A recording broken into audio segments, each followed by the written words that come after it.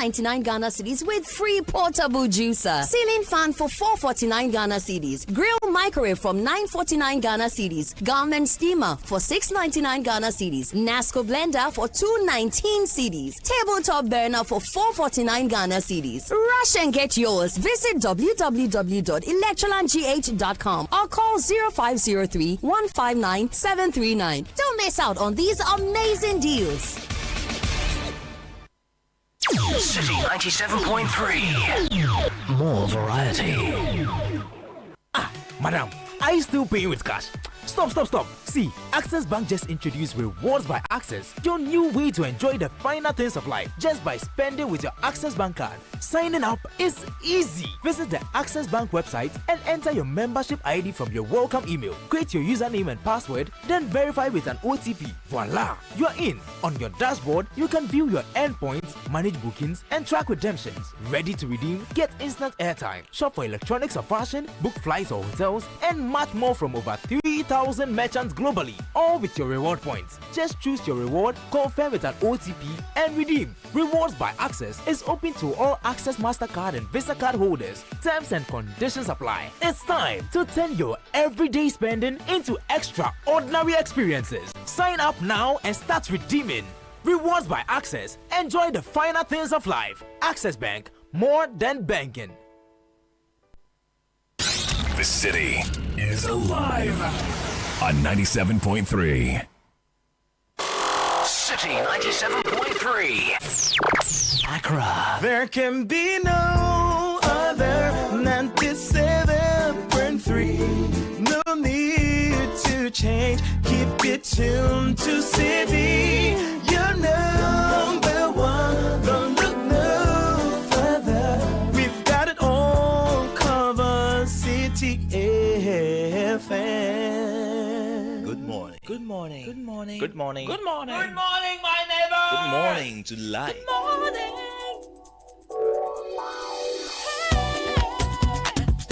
Music, talk, inspiration, in perspective. Express yourself. Good morning, my neighbor. City FM, your station.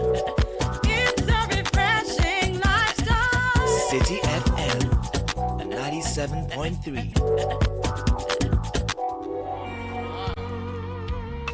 Y'all would help him sing it tonight.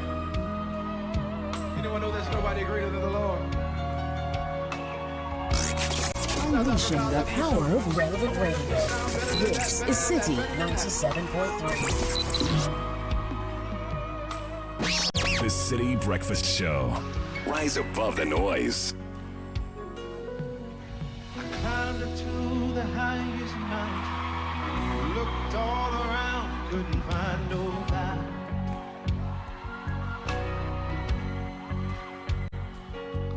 Went down into the deepest valley, looked all around down there, couldn't find nobody. Oh no. I went across the deep blue sea, couldn't find one to compare to your grace, your love, your mercy. Nobody greater than you. Did you search all over, did you? Said I searched all over, couldn't find nobody. Searched high and low, still couldn't find nobody. Nobody great, nobody great, nobody greater than you. And this is my favorite part. You're gonna go back in a minute. But lift your hands and say, and nobody can heal like you can. Oh, most holy one, you are the great I am. Awesome in all your ways and mighty in your hand. 29 after 6, September 25, 2025. 97.3 City FM 0549 986 996. That's how to get interactive with this show. Ryson Mitchell, nobody great. We've looked high and low, Still couldn't find nobody. So we are getting into the day mindful of this reality, mindful of this assurance that we lean on someone no one is greater than. So no challenge will bring us down. We're defeating our day. We are winning today. We are entering with the mindset of victory because we have in our corner the greatest. No one is greater than. You need to have that mindset that you're not alone. You are not defeated. You are not bruised. You are well, you are whole, you are sound. And all things will work together for your good. Having that in mind, this entire month we are trying to draw your attention to your wellness and your health because you have heard time without number that your health is your wealth. Imagine having all the money you've ever dreamt of, but you're bedridden. Your dreams will be bedridden as well. Even if you mortgage your dreams to someone else, they won't execute them as well as you want. Basically, you know this. Your health is your wealth. So today, in your choices, in the meals you take for breakfast, lunch, and supper, you have to make choices that are healthier. You have that in your power to do. You have to be conscious about sedentary lifestyle. Instead of use the elevators, try and use the stairs. Yeah. Try and walk, try and stretch. And this weekend we are calling you to come to Eden Heights Sports Complex. Come, let us engage in healthy activities, physical activities that will keep your heart rate beating. Come and acquire the habits you need for healthy living. It's extremely important. If you're going to live to, fulfill all your aspirations and God's purpose for your life, you gotta be healthy, my friend. And plant trees around you so that the air you breathe is good quality. It's very important. And teach your children good eating habits. And teach them to plant trees too. It's very, very important. It's business sense, common sense, it's life sense. It's the key to longevity and living well. Making choices that will help you live a healthier life. Business Sense is brought to you by Access Bank. We are running the Faketu Abeji Kesia promo. It's in full swing. We have 2 mini draws that have gone by already. The first mega draw taking place. We have had 53 lucky customers win their share of over 500,000 Ghana cedis in cash. And other amazing prizes like Netflix, Spotify, and Amazon's Prime subscriptions. Now it's your turn to win big. So simply deposit a minimum of 250 Ghana cedis into your new or existing Access Bank current or savings account. And then you join the promo. Boost your deposits to 500 cedis or more, and then you qualify for the next draw. For our youth customers, spend 500 Ghana cedis or more with any Access Visa card and a chance at the next draw. The more you deposit, the higher your chances of winning cash and other amazing prizes like PS5, iPhone 16, Chromebook, and so much more. It's running to the end of the month. We're doing this in partnership with the NLA on their Caritas Lottery platform. Join the Faketu Abeji Kesia promo. Save for the future and win big. 0800 004400 is the number to call for more details. Access Bank, more than banking. A news review is coming up shortly. My name is Caleb Kuda. Welcome to a brand new day. Richard Delasky, Francisca Kakrafosing, Godfred Akotobuafo, Bernardino Koku Avle. We're here to serve you.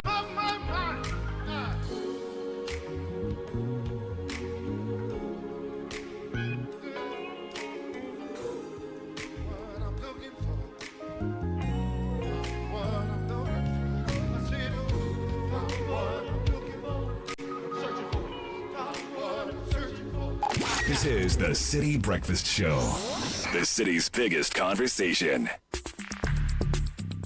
Join the conversation on the Citi Breakfast Show on Facebook at facebook.com/Citi97.3, Twitter at twitter.com/Citi973, and Instagram at instagram.com/Citi973 with the hashtag CitiCBS.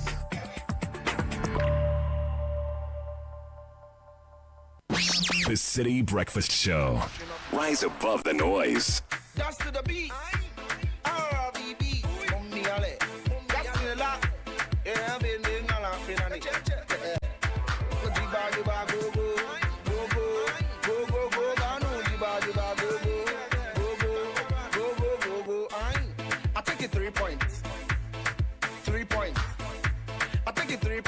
She figure say you fool, I take it 3 points.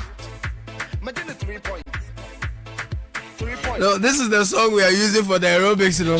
Imagine with 3 points. What do I say? Yeah, Sky, you've just displayed some dance. Is that part of the Tai Chi or is aerobics? Which one is that? This is what we dance in Kamashi. Oh, okay. The one you do one side. One side. No, but he's doing it like he's, you know, like dance it to one side. like a brony. The way they dance without any rhythm, no. You have to put No. I think Kakra needs to change her glasses. So the Business Olympics is happening this weekend, 27 September 2025, 8 a.m. sharp. Eden High Sports Complex is where it's happening. So come with your teammates, bring the energy, get ready for action. 0558937937. No, if you've not called this number to register by now, I'm not sure whether your name is in the book of life. But it's being powered by Citi FM and Channel 1 TV in partnership with Side Hustle. Proudly sponsored by UMB Bank, Eden Heights Sports Complex, with support from Bethel Logistics, Dampon Healthcare, and Hallmark Cafe. Now, the news review, though, is brought to you by Fidelity Bank. Sika Boom Reloaded promo is here to reward your savings with life-changing cash prizes. Just deposit and maintain 500 Ghana cedis or more in your Fidelity account. You could win up to 100,000 Ghana cedis in our grand draw. Every 500 CD deposit growth, with every 500 CD deposit growth, you stand a chance to win 5,000 Ghana cedis in monthly draws. If you don't have an account yet, please open one, save smart endpoints, and win big. Fidelity Bank is with you every step of the journey. Sika Boom Style is a promo that's on the NLA's lottery platform. See, so aside this song, yes. Do you know Jajan Klijan? We have to do Jaja Klijan that day for the Indians. If we don't do Charlie, I'll bring a compelling order to come and. That one, are you the one composing it? Are you the no. You don't know what is happening? This guy from Agbo. Yeah, it's a workout. Okay. You know, this one is from Agbo. No, Jaja Klijan. Yeah, Jaja Klijan. Commando Bonalo. Jaja Klijan. Commando Bonalo. Jaja Klijan. Commando Bonalo. Jaja Klijan. Commando Bonalo. Jaja Klijan. Commando Bonalo. Jaja Klijan. Commando Bonalo. Agunami no Miawewa. Agunami no Miawewa. Agunami no Miawewa. Agunami no Miawewa. Jaja Klijan. Commando Bonalo. Jaja Klijan. Commando Bonalo. This one, the second alone is enough exercise. Oh, don't worry, you will lose 10,000 calories in 5 minutes. Oh my goodness. Yeah, so all of that will happen on the day. Yeah, commandos are coming. It be so. Yeah, so this weekend. My goodness. Eden High Sports Complex. Yeah, it be so. That's where the Exactly. And when you finish, when you come, yes, and after all the exercise that you do, you go and see Kakra. Yes. You know, Kakra is in the business of nutrition, those things. You can't eat one loaf of bread in peace again. No, not a slice of bread. They will tell you the calories you are putting in your body. So if you want to lose your belly fat, you know, after exercise, you know, there are specific things that you need to do. You know, some people, they go and do their workout. When they finish, they go organize banku. The loaded plates.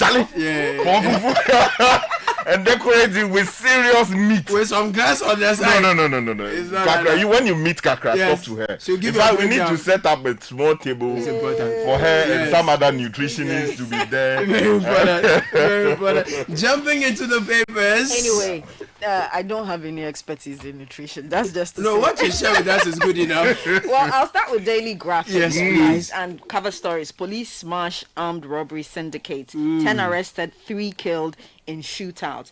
Also, Vice President tours Education Ministry. Minister unveils plans to boost STEM higher education. And it comes with a picture of a warm embrace between the Vice President and the Minister for Education. Also, Access Bank appoints new MD and it's Pearl in Nkrumah. Nice. And following evidence of compliance, GTech restores services to UCC. Special supplement on World Pharmacist Days inside the paper. Yep. And on the back page of the Daily Graphic, UDS makes Ghana proud at FISU World Cup. Let me take you to the Ghanaian Times for this morning. At Onga side event, President urges rethink of global development. There's a beautiful photograph of the president here on the front page of the Ghanaian Times. Also, Ghana, Saudi Arabia must harness emerging trade prospects. This is according to the ambassador. Some other stories here. Veep calls for collective approach to instilling discipline in schools. And Ghana, UK signed some $256 million in bilateral debt restructuring agreement. To the Daily Guide newspaper, minority blasts Ablakwa over Gaza comment. AG6 SC clarification on Tokono removal. Also, police smash robbery bank, rural bank robbery syndicate, 3 killed, 10 arrested. They also have the story. And suspend U.S. deportation deal, NPP MPs. The big story on the front page of the Chronicle talks about the police press conference yesterday, which Kakra just referenced. But some other stories on the front page. One says, Cocoa syndication reform Bruhaha, Wahin Edu fires, Brian response. Also on the front page, Mahama betraying Ghanaians over Galamsey fight. This is according to the CDM. And to the Informer, Serene Insurance declared best growing company, head of claims, adjudged claims professional for 2024. We will resist attempts to gag opposition leader, Samir Uku declares. And the big story, Mills criticizes NDC on Galamsey. Government not taking fight seriously. Comes with pictures of Kadman Atta Mills and also Emmanuel Kofi Boab, the Minister for Lands. That came a bit earlier yesterday. GTEC UTAG embroiled in fights over government support. And finally, I have documents to prove my qualification. NDC chair fights back. Let me take you to the Hawk newspaper. The big story talks about quarantine Akufo-Addo. Baumia ally says ex-president's legacy a vote killer. Once him nowhere near MPP campaign. Some other stories on the front page though. Ghana's debt drops to 44.9%. I don't know, beats IMF Fitch forecast. Also, something here about Brian says, I built Africa's biggest hotel and saved billions. Another story talks about the MPA. MPA steps up drive against fuel smuggling. There's a photograph here of the chief executive, Tabaklu, with a military officer, I would say. On the front page of the Insight newspaper, global capitalism is exploiting workers and producing inequality, imperialist wars, SMG resolutions. Also, Brian drowns Edu over cocoa syndication reform. Israel's genocidal war in Gaza, Spain considers boycott of 2026 World Cup. Deputy Transport Minister commends GPHA for successful rollout of 24-hour port operations. And Mahama assigns Mida as Chief Coordinator for Global Grants. Also, government on course to diversifying tertiary education and strengthening TVET. Vice President giving that assurance. Let me take you to the Daybreak newspaper. Ghana forces cracks down on returnee recruits. Cash rewards for informants. The photograph of the Lieutenant General in charge, who is the CDS, William Ejapon, here on the front page. Also, the story about Brian is also making the front page here. And then something here that says 15 Eastern MPP MPs endorse Bawumia. Right. Okay, finally for me, the New Republic has on its front page, Mahama addresses 80th UNGA today. Mida Boss now Chief Coordinator for Global Grants. China wades into Ghana's Galamsey and cybercrime fight. Also, ex-CJ's woes deepening as she faces Iyoko probe. Reset agenda gains global recognition. Nice. And I take you to the Daily Post newspaper. Mahama takes over Africa CDC leadership.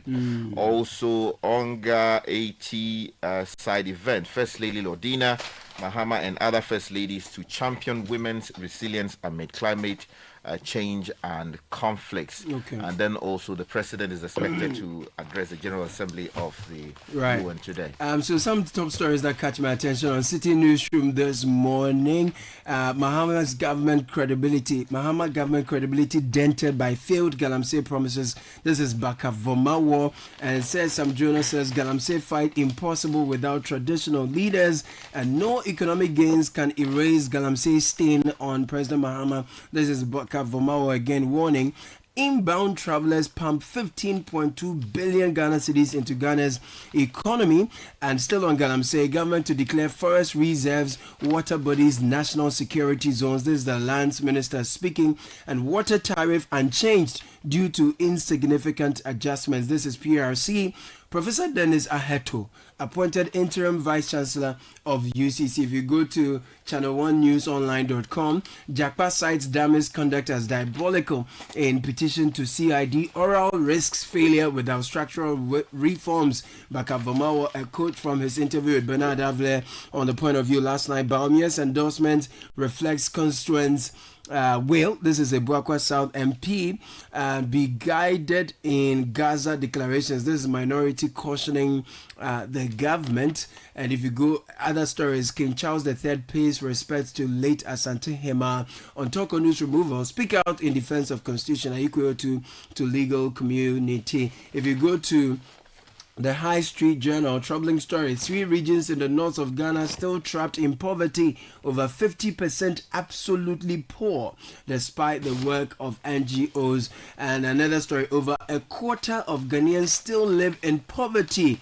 Urgent reforms needed. This is the World Bank speaking. And if you go to Majority Online, very briefly, Mahama backs energy compact as Ghana pledges universal electricity access by 2023.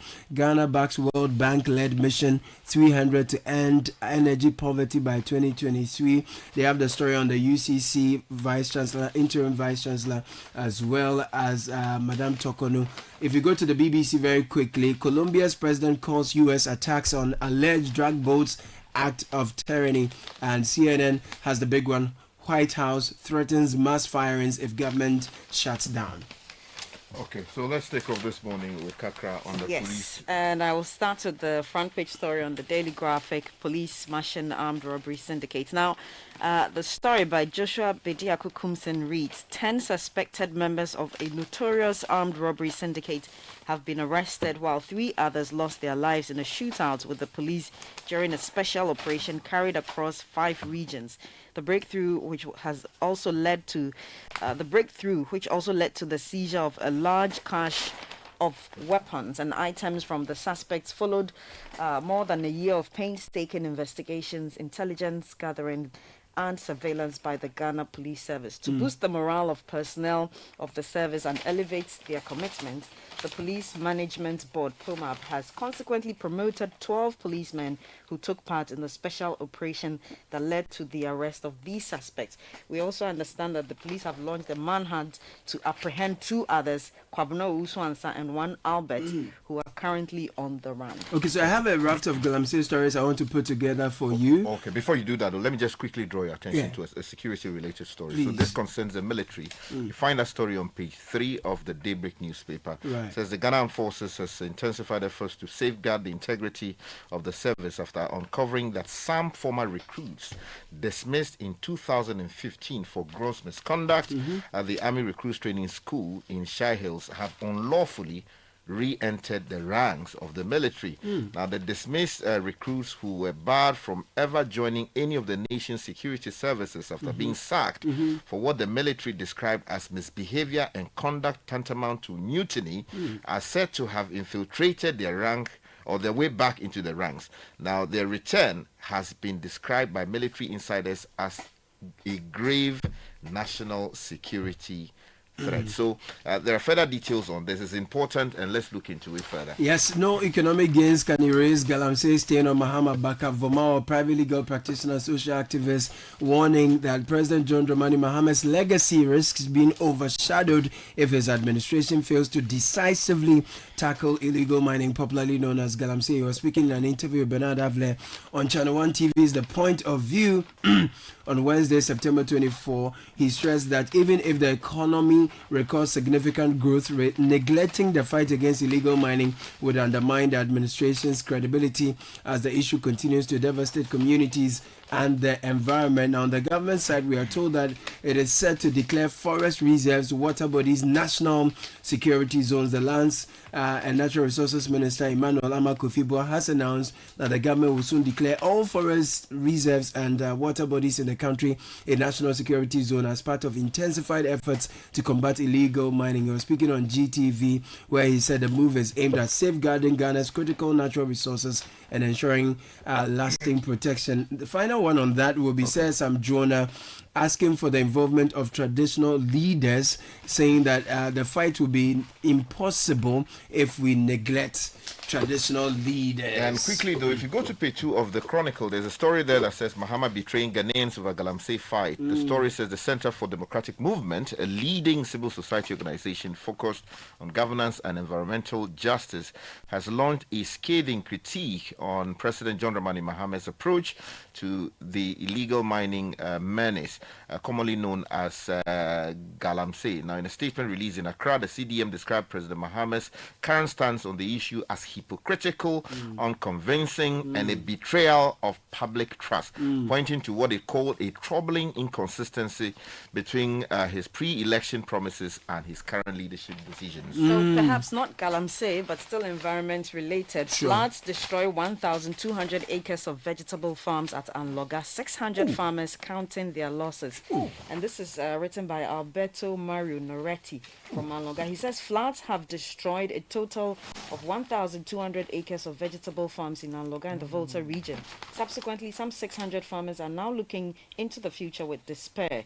The district director of agriculture, Franklin Agbove, told the Daily Graphic in the coastal town last Tuesday that the deluge, which followed a downpour which lasted the whole day on Friday, September 12, destroyed tomatoes on a large scale. Shallots, onions and pepper were also lost to the floods to some extent, he added. Mr. Agbove said the vegetables were at the fruiting stage when the floods set in. He said the tomato season was over, but the remaining shallots and onions on the fields could have been harvested in December.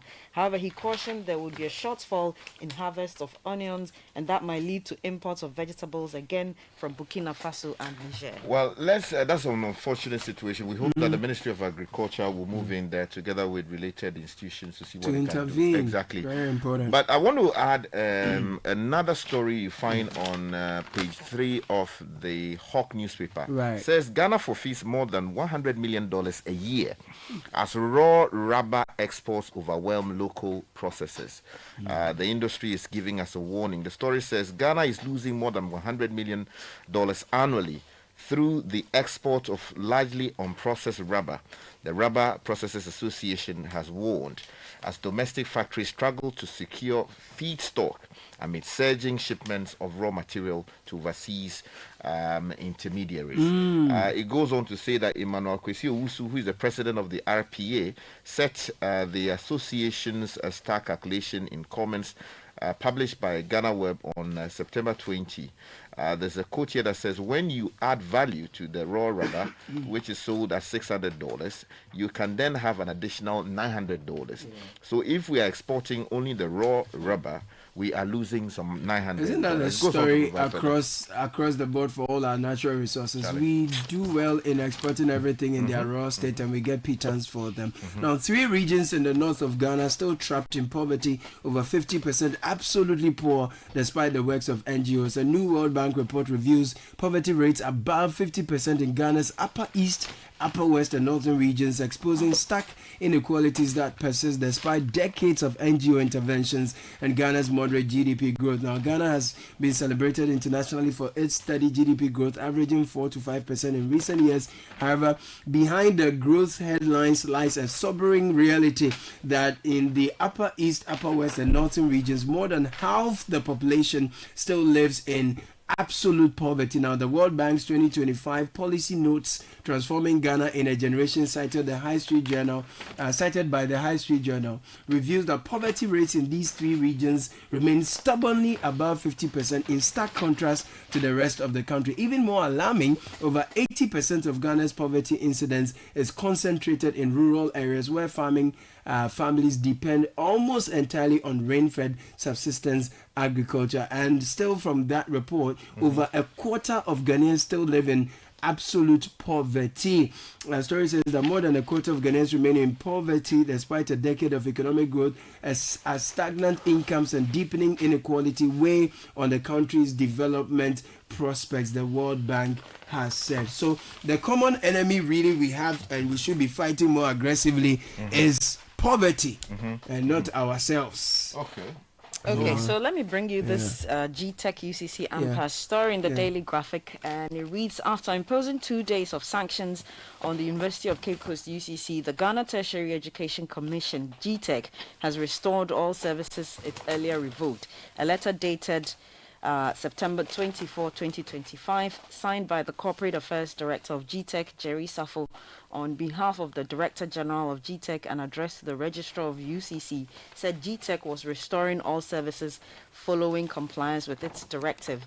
The letter, a copy of which the Daily Graphic has cited, explained that following the evidence provided by the Registrar of UCC complying with the directive issued by GTEC on September 19, as well as Professor Johnson Yakubu taking up the case in court, GTEC with immediate effect restores all services that were withdrawn to UCC. The letter gave the assurance that UCC had been put back on GTEC website as a fully accredited institution. Nice. And still related, GTEC U-Tag embroiled in fight. Hey, why And are it they reads, the University of Cape Coast UCC chapter of the University Teachers Association of Ghana, UTAG, and GTEC are in a brawl over the latter's decision to withdraw all government-related support and services to the former. I think the update is what Graphic is reporting, that services have since been restored. Talking about that, though, yesterday the Minister for Education received the Vice President of the Republic over matters concerning the educational sector, and she made some really interesting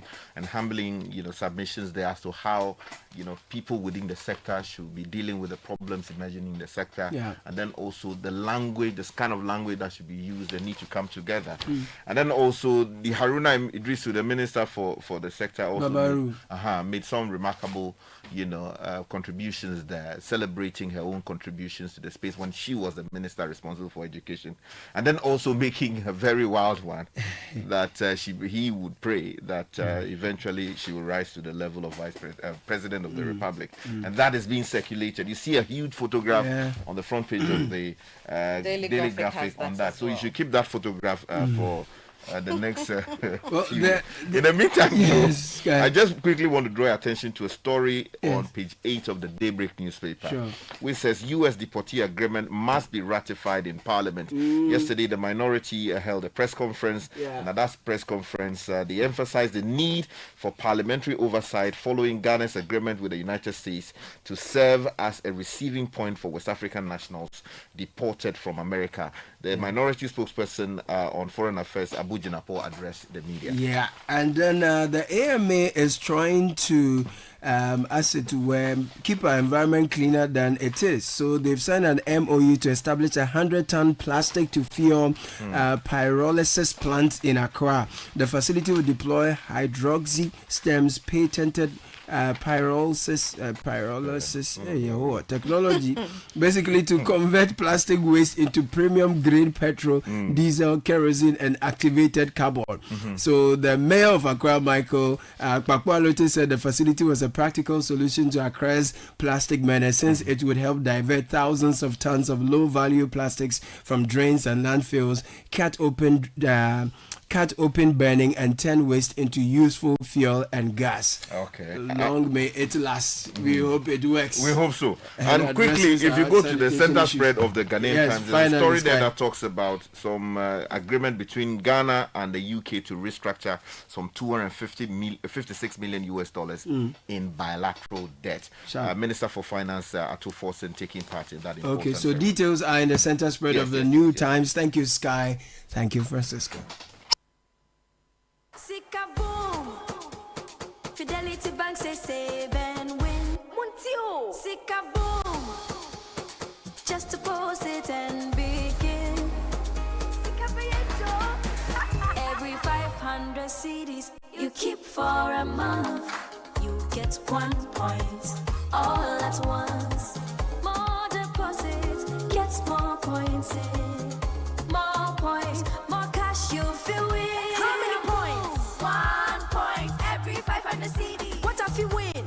5,000 CDs monthly. And the grand prize? Hey! 100,000 Ghana CDs. Don't wait. Visit any Fidelity branch or agent nationwide to deposit in multiples of 500 CDs. The more you deposit, the better your chances to win 5,000 CDs monthly and 100,000 CDs in the grand draw. Terms and conditions apply. Win with us. Fidelity Bank, believe with us. Sika boom. This is an NLA approved promo, now running on the Caritas Lottery platform. Oh, jump on now. Go. Go me. And what time will you come back where I don't hear the sound of your car? Why you buy new car? No, I not change my car. It be the same ride. It be the fuel way I change. Way one shouts it. Ever since I started using the all-new Excellium Premium Fuel, fortified with 3-in-1 action. Oh, Joe, now my car they run like electric car. No, it's so. This is the type of fuel where they want to. Because now engine they cost. Where they want for way if I buy it, it go protect my engine. And with the small way I buy, I go drive, sir. Absolutely. It's like strapping a turbocharger to your engine and giving it a protector. And what they bust my mind, Seth, be the 3-in-1 action, no? Excellium, they prevent up to 99% of deposit. It be anti-wear, some be anti-corrosion. Won't pay when I open them. Hey, so where can I find this magical fuel? Just head over to any Total Energy service station and your car will thank you. Hey, then make a finish my gobe fast, then rush go Total Energies. My friend, but why you have my gobe inside? I give you info. Make a fill the gobe too small. Go. Excellium is designed to protect your car engine, decrease fuel consumption, and lower CO2 emissions. Don't say fuel, say Excellium. Choose Excellium, choose quality. This is the Citi Breakfast Show, the city's biggest conversation.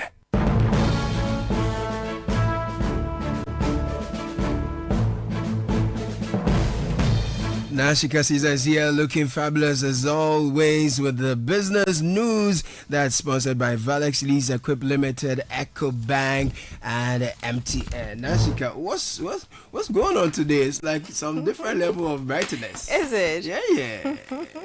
What's going on? Normal things. All right, let's get into the news. Hello and welcome to the breakfast edition of the City Business News, proudly brought to you by MTN, Valex Lease and Equip Limited and EcoBank. I'm Nashika Caesar. Coming up, World Bank cautions Ghana to accelerate reforms in the energy sector or face deepening financial pressures. Also coming up, Ghana signs $256 billion bilateral debt restructuring agreement with the United Kingdom. And later, Ghana records 900,000 international arrivals as tourism helps boost economy.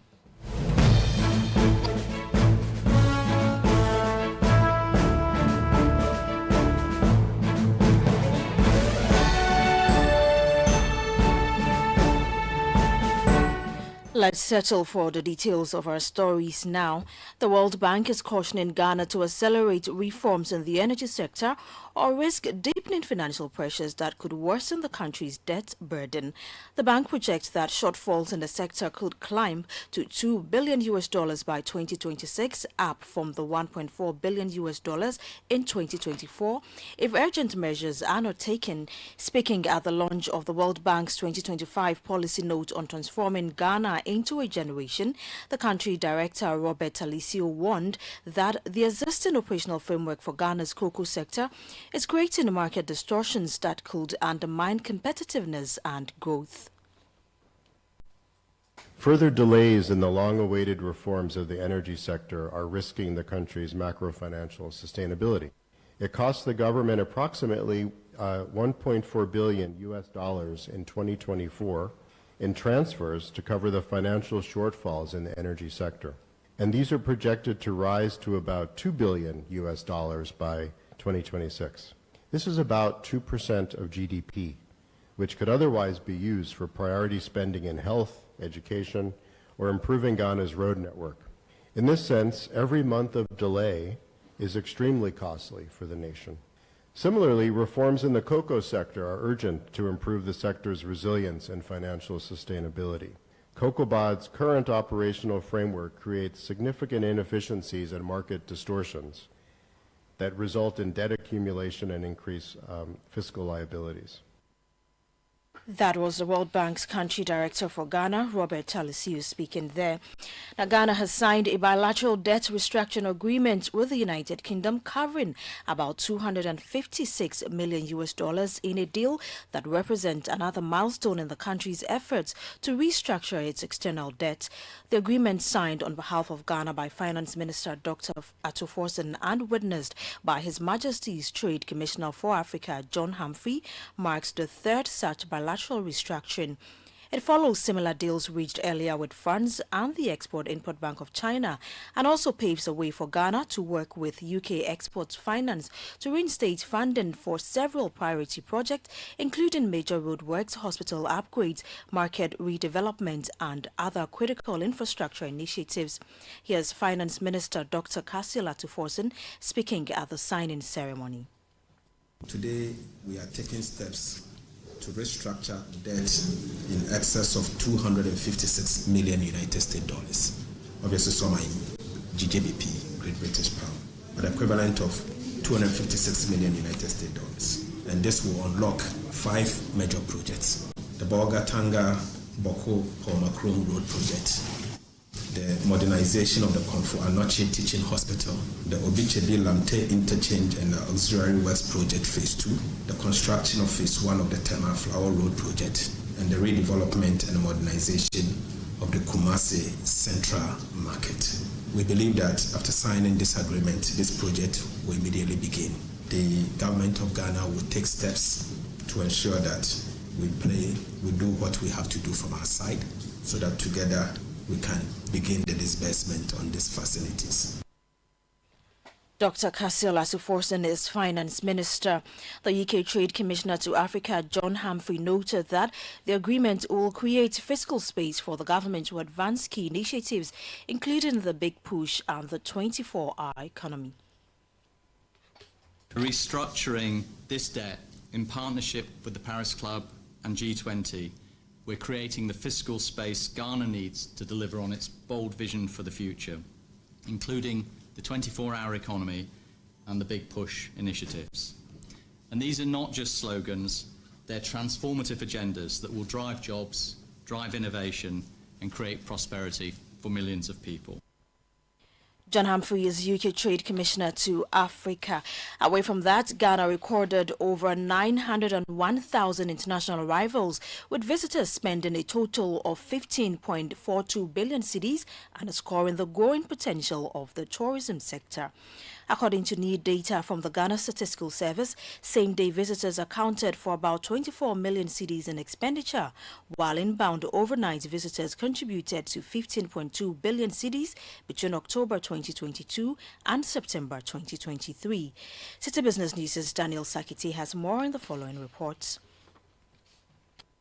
Visitors' numbers peaked in the third quarter of 2023 when arrivals surged by 61.6% compared to the fourth quarter of 2022, driven by a wave of tourists from West Africa, Europe, the Americas, and Asia.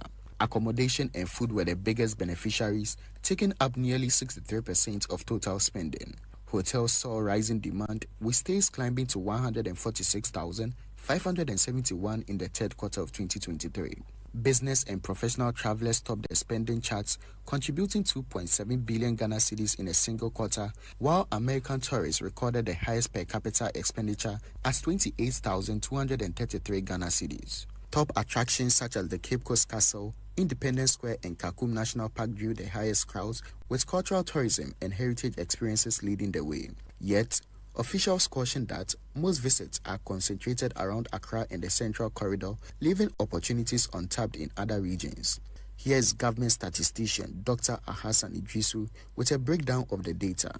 Ghana welcomed 888,584 overnight travelers, with most coming to visit friends, relatives, though business trips were also significant. Together, overnight visitors spent 15.2 billion Ghana cedis, highlighting tourism's enormous economic impact. When we combine both groups, Ghana received more than 901,000 international visitors, who spent a total of 15.42 billion Ghana cedis. Government. You heard the government statistician Dr. Alhassan Idrisu, and then that report by Daniel Sakiti. Now, Access Bank Ghana has named Pearl Nkrumah as its new managing director effective October 1, 2025, making her the first woman to lead the bank since it commenced operations in Ghana. She succeeds Olumide Olatunji, who has served as managing director for the past 7 years and will now assume a new executive role within the bank's parent company in Nigeria. Daniel Mensa has more. Pearl Nkrumah brings more than 25 years of experience in the financial services industry, spanning retail and digital banking, commercial banking, risk management, and digital transformation. Before this appointment, she was the Executive Director for Retail and Digital Banking at Access Bank Ghana, where she also oversaw retail operations across 15 Access Africa subsidiaries outside Nigeria. Her career began at Standard Chartered in 1998, after which she held senior positions at Stanbic Bank before joining Access Bank in 2022. According to the bank, her appointment underscores its succession planning strategy and commitment to diversity. In recent years, Access Bank Ghana has recorded significant growth in customer deposits, investor confidence, and strategic partnerships with global institutions, earning multiple international awards for performance and sustainability. That was the Business Desk report by Daniel Odumens. And now on the interbank market today, the dollar is selling for 12 cedis 30 pesos, while the British pound is going for 16 cedis 63 pesos, and the euro is going for 14 cedis 43 pesos. And that's all for the breakfast edition of the Citi Business News, proudly brought to you by MTN, Valex Lease Equip Limited, and EcoBank. I'm Nashika Caesar. Many thanks for your company. Do have a great business day. If you know these sounds, you didn't just live through the 90s. You lived the experience. Back then, connection took minutes. Today, it takes a blink. You express yourself with memes. You hold video calls across continents. You say hey to an AI who responds, "Hello, Kwame." You order rides, dinner, and dreams all from the palm of your hand. A lot has changed, so have we. For over 3 decades, EcoBank has evolved with you, leading digital banking in Ghana and across 33 African countries, pioneering solutions built around how you live, move, and dream today. From our express points to EcoBank Pay, online banking, and the mobile app, we are where you are. Here for today, ready for tomorrow. Now, that's change, powered by EcoBank. EcoBank, a better way to bank your way. EcoBank, the Pan-African Bank. Momo. It has made life happen in lots of good ways. Mr. Kwanzaa, Minsaka insurance claim no. It has put together beautiful weddings. It has filled the bellies of boys at their favorite wachi joint. My guy, stop. Who they chop cancel these days? It has made millions of businesses possible. Minsaka no. We are back in business. With just a few taps, money moves faster, easier, and safer. Momo understands the weight of your trust in us. We continuously enhance security with features like self-paying reset to help you protect your money. Momo will only call you with 0244 300,000. No MTN or Momo staff will call or ask for your PIN or one-time password. Do not transfer funds to anyone whose identity you have not verified. Do not approve any prompts you have not initiated. Momo, still Munsaka.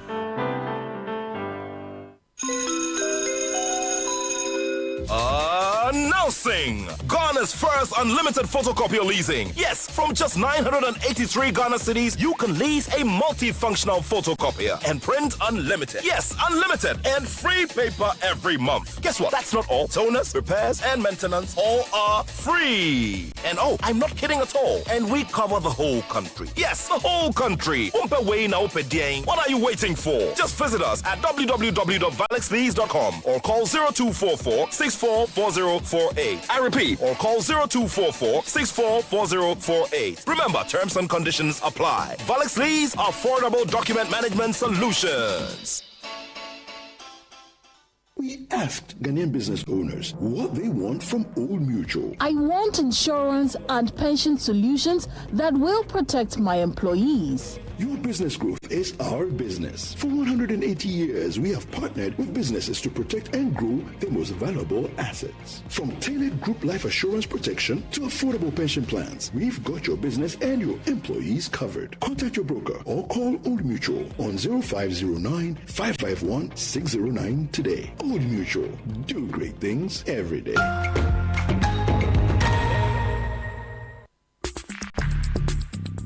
Join the conversation on the City Breakfast Show on Facebook at facebook.com/City97.3, Twitter at twitter.com/City973, and Instagram at instagram.com/City973 with the hashtag CityCBS.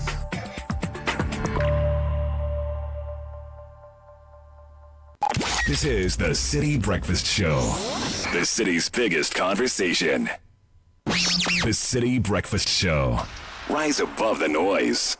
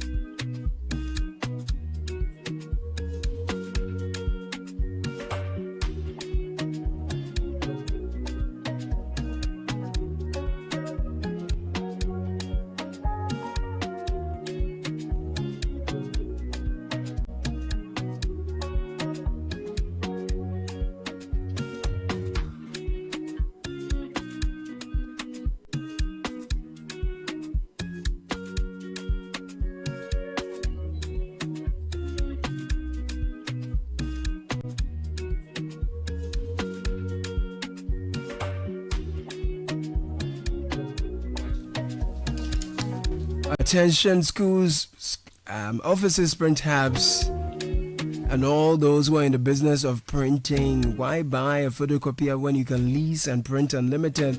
Valex Lease Equip Limited, Ghana's first unlimited photocopier leasing services, is here to save the day. From just 983 Ghana cedis a month, you can lease a reliable multifunctional photocopier and print unlimited. Yes, unlimited with free paper included. That's not all. Enjoy free toners and cartridges, free repairs, free maintenance, plus nationwide coverage across all 16 regions. So stop spending big on machines, paper, repairs, and maintenance. Switch to Valex Lease and keep your cash for what matters. If you're ready to upgrade, visit valexlease.com or call 0244 644048 or 0208 603312 0208 603312. Remember, we have customized payment options and packages available. Terms and conditions apply. Valex Lease, affordable document management solutions. Isn't it amazing how the world is ever changing and evolving? Fascinating to think about what the next big thing could be. Well, today is AI, tomorrow who knows? One thing is for sure, a lot has changed, but guess what? So has EcoBank. For over 3 decades, EcoBank has pioneered a range of digital-first banking solutions designed for the way we live today. From the mobile app EcoBank Pay and Express Points across the country, EcoBank is right where you are. EcoBank is a better way to bank your way. EcoBank, the Pan-African Bank. Hey, boss lady, yes, you, the go-getter, the planner, the do-it-all woman, don't look back, I'm talking to you. You're building your business one bold step at a time. See, MTN sees you, and we are cheering you every step of the way. That's why we've created the MTN Ejumapa just for you. It's more than the bundle, it's your new business bestie. Special data and call bundles so you stay connected to your customers, suppliers, and everything that helps your hustle grow. That's not all, oh shit. That's all. MTN Ejumapa also comes with insurance benefits to help protect the business you've worked so hard to build. Because we know you're not just working for today, you're building a future. So it's time to scale up, level up, and shine brighter than ever. Dial star 5060 hash now, grab your Ejumapa bundle. Let's get to work on your success story together. MTN Ejumapa, powering women in business.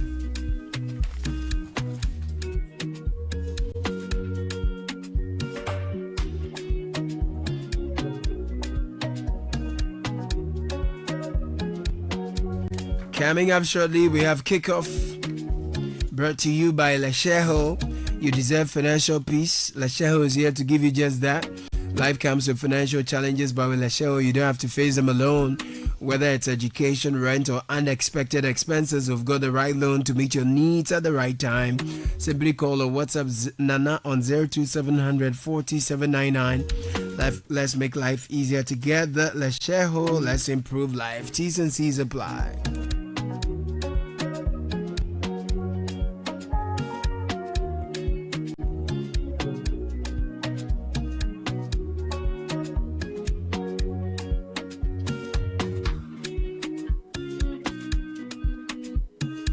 It's the birthday of Franklina Kukua Obeng, coming from your mom and dad, Abigail and Obeng Kwao, and your siblings.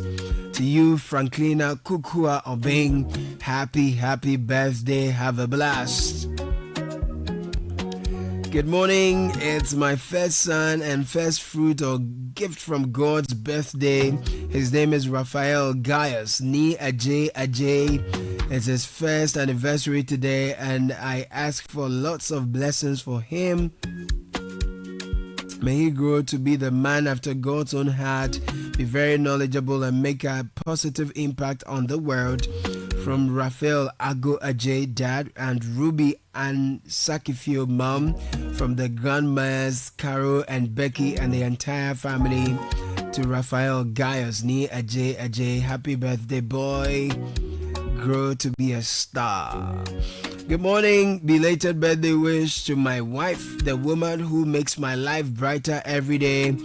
Happy birthday, Abana Nto Efum of Consolidated Bank of Ghana head office. I'm so grateful for our journey together. This is from Super in Cheado. Super from Cheado celebrating his lovely wife, Abana Nto Efum. Dearest Jemima Kote Walsh, your Chief Customer Relations Officer at MTN. We're wishing you a happy 50th birthday. This is from Hefua, your all-time bestie of over 4 decades, from Class 4 in Services Primary Takrady through Legon, Spacephone, MTN. Man, thankful and grateful to God that we have lived this long. We wish you long life and good health. Please say a prayer for her for me. All right, thank you for that. Happy birthday to the ever glamorous, beautiful, fearless, bold, and hardworking friend Hannah Asante Abrokwa. ECG Projects Office will celebrate you on the special occasion of your birthday today and pray the Lord continues to perfect all that concerns you. We love you, we appreciate you dearly, and wish you a festive and joyous day celebrated in love. Cheers to you, Hannah, from your dear friends and work colleagues Bernard and Jifar. Now, happy 10th birthday to our dear Aquila Kranchi Omari Adofo of Rage Church School. May you continue to grow in wisdom and in favor with God and men, just as your name means. May you always soar high like an eagle. With love from Mommy, Daddy, and Papa K. We love you so much. Well, today's 25th, and I was born on June 25. So me too, I associate with all the birthday people. You understand? Very, very important. Now, the birthdays are brought to you by MasterCard. You know, it's not enough to wish your loved ones happy birthday, send them prayers and all. It's great. We love them all. But, you know, you have to add some money. Add something. Do something. You know, take them out for breakfast. Send them something special. And you can get all that done with MasterCard. Look, give them the card. Let them go and shop anything they want. And they bring you the card back. MasterCard is making birthday special, so switch to us. Use your MasterCard. Use your card, yeah. Pay by inserting your card, tapping or scanning, and you're good to go. Leave a more lasting impression with the birthday messages and celebrations. Edwin Kwalkovi is here with kickoff. In a minute, this is the City Breakfast Show, the city's biggest conversation.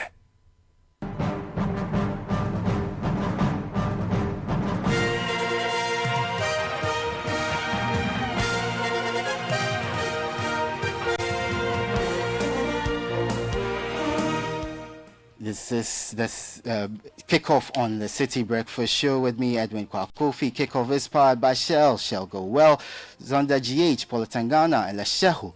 Let's improve life. We start with some football, and BBN Eagle Stars have parted weighs with head coach Frimpong Manso, with the club's leadership insisting that the decision was not directly linked to their recent defeat against Algeria's JS Kabylie in the CAF Confederation Cup. Chief Executive Officer Kwesi Edu explained that the board had already resolved to move in a new direction before the weekend setback. The Miners are expected to name a replacement after their upcoming fixture as they aim to stabilize both their domestic and international campaigns. Let's hear from their CEO, Kwesi Edu. Good stars, our focus is not about the CAF Champions League alone. We are assuming that we have FA Cup to play, we have 34 league matches to play. So our decisions and our focus should go on all these sort of competition. So if you fall out from the CAF Champions League, you must look down that the Premier League is also waiting for you. That's why sometimes some of our decisions people may not understand, but we know what we're doing. The name Kabylie, it has a lot of stories because even the media fame will just be attributing to their past successes and will just make things look scary. But I know my boys have come back home. That was the CEO of BBN Gold Stars, Kwesi Edu. Let's get some national team news now. And the head coach of the Black Princesses, Charles Simpson, is banking on home advantage as his side faces Tunisia in the return leg of the World Cup qualifiers this weekend. The Princesses head into the game with a 2-0 first leg win, but Coach Simpson admits his team did not play to their full potential. Preparation has been good. We are glad that we were able to come to this game. We've been waiting for it for a long time. The girls were a bit nervous, which was normal, but we got what we wanted, so we are great. No, it has been to upgrade our performance a little better. We got the win that we wanted, but we couldn't play the way we expected. So, and I could understand also with the stress in some of the girls and also inexperience in most of the girls that haven't played this sort of high-profile game. So now I hope that the home game will give us more calmness in our game and we can express ourselves much better. You heard from the head coach of the Black Princesses, Charles Simpson. Now, Ghana's University for Development Studies have reached the semi-finals of the 2025 World University Games in Dalian, China. UDS secured their spots after an emphatic 5-2 win over Kyungil University from South Korea in the quarterfinals. The Tamale-based institution remains Ghana's sole representative and the only African university still in the tournament. UDS will now wait for the outcome of their final group fixture to determine their semi-final opponent. Some athletics now, and the president of Ghana Athletics, Bawa Husseini, says Team Ghana could have performed even better at the just-ended World Athletics Championships if funding had been released earlier.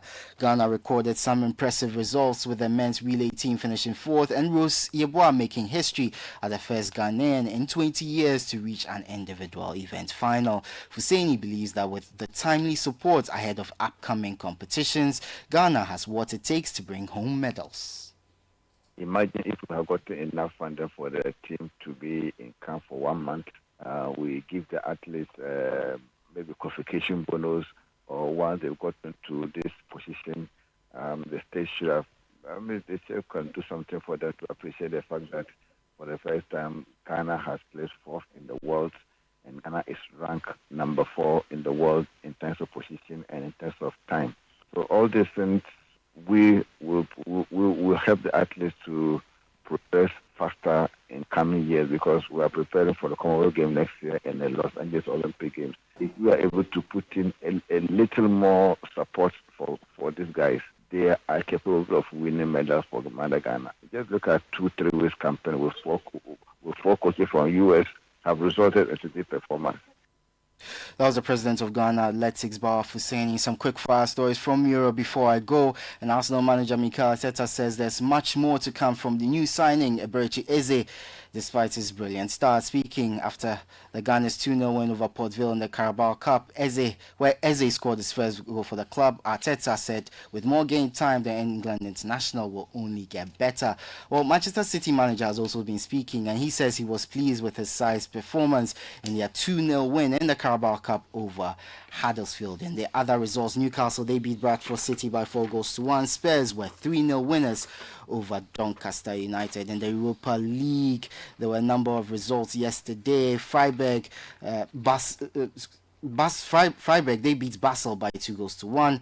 Crvena Zvezda, they beat Celtic by a 1-0. Dinamo Zagreb were 3-1 winners over Fenerbahce, and OJC Nice, they won by a 2-2. Or they lost by a 2-2 against Roma. Today, Go Ahead Eagles face Steaua Bucharest, Lille face Brann, Frank Varos face Victoria Pilsen, Salzburg play Porto, Stuttgart face Celta Vigo, Rangers take on Genk, Utrecht versus Lyon is a game later at 7 p.m. Aston Villa face Bologna, and Young Boys take on Panathinaikos. And that's the latest in the world of sport. For more on all these stories, visit citysportsonline.com. Kickoff is powered by Shell Go Wells under GH, Politangana, Elesheho. Let's improve life. I'm Edwin Kwakofi. The City Breakfast Show with Bernard Avle continues.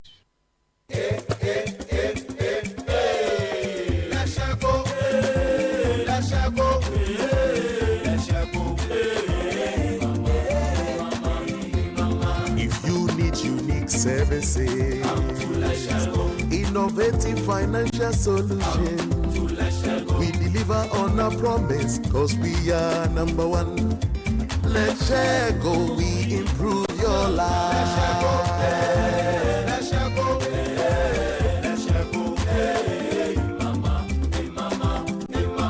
Even when you're stuck with nothing, no matter your situation,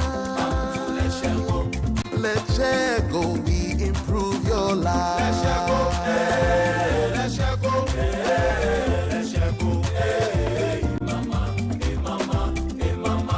Let's share go, we improve your life.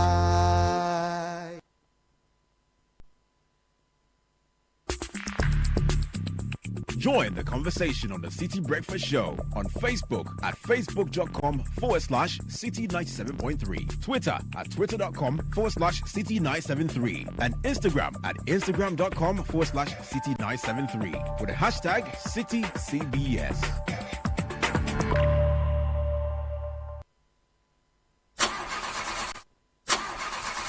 Charlie, not again. And I need to return this car by Friday. No money and payday is 3 weeks away? How do I fix this? How? Bank loan, account setup, long process. Nah, forget it. Let me see if Fafa can help. Yes. Fafa from Bank of Africa can sort you out fast. From engine repairs to school fees or side hustle support, Quick Fix Loan from Bank of Africa is here for you. Call 030-224-9690 or chat Fafa at boaghana.com and take advantage of the Quick Fix Loan for salaried workers, offered at an unbeatable interest rate with no cash deposit required. Home runs from now to 31st October. T's and C's apply. Hey, Fafa, wait here. Bank of Africa, as strong as a group, as close as a partner. Me, dear, affordable cooking oil is everything to me and my family. Sure, when I discovered that Frytol sachets come in different sizes, are affordable, and can be used to refill my original Frytol bottles, I switched fast from these Bubi Mame oils for the frying of my buffets and for cooking all my favorite meals. Switch to Frytol sachets, your trusted and convenient cooking oil for all your Frytol bottle refills. You deserve a life of goodness. This advert is FDA approved. Everywhere, for everyone, yeah. The winning season is back, but this time I am collecting the wins like jollof at a wedding.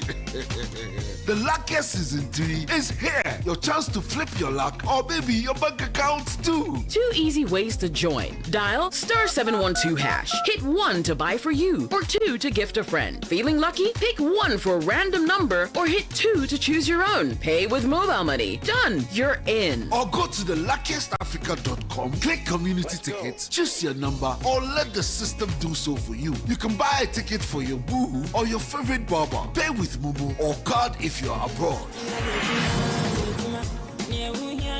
One ticket could turn your 1 Ghana cedi into 500 times more. And the whole community could win 10 times over. Dial *712# or log on. Let's get lucky together because luck is everywhere. Play responsibly, not for persons under 18 years. This promotion is regulated by the NLA on the Caritas platform. Every side ho. No way. Nexus cable metal I want to the biomo. No way. Since your Nexus cable metal fossil at a flexible and a conduit cable 5,000 cities Rukobiara or 1Q distributor and I want retailer Biara. Joe receipt and I invoice so phone. Let your invoice and a receipt picture. Fuck WhatsApp number 055 255 7781 and 053 101 8643. Damadana. Obayesika. Womo the send your phone able to invoice picture. Able to use the distributor on the phone. That send invoice. Demom Sikana. Remember wow phone no do. So Nexus cable. ISO certified. Made in Ghana Papa B. Wobaya. Waiting 50 years in the nature. Data to Nexus one cable city. Where you will show. To invoice you WhatsApp numbers here there. Now what's Rebecca cashback? Where you more Nexus cable metal. Electricity no get leg. The Nexus cable metal cable they carry up.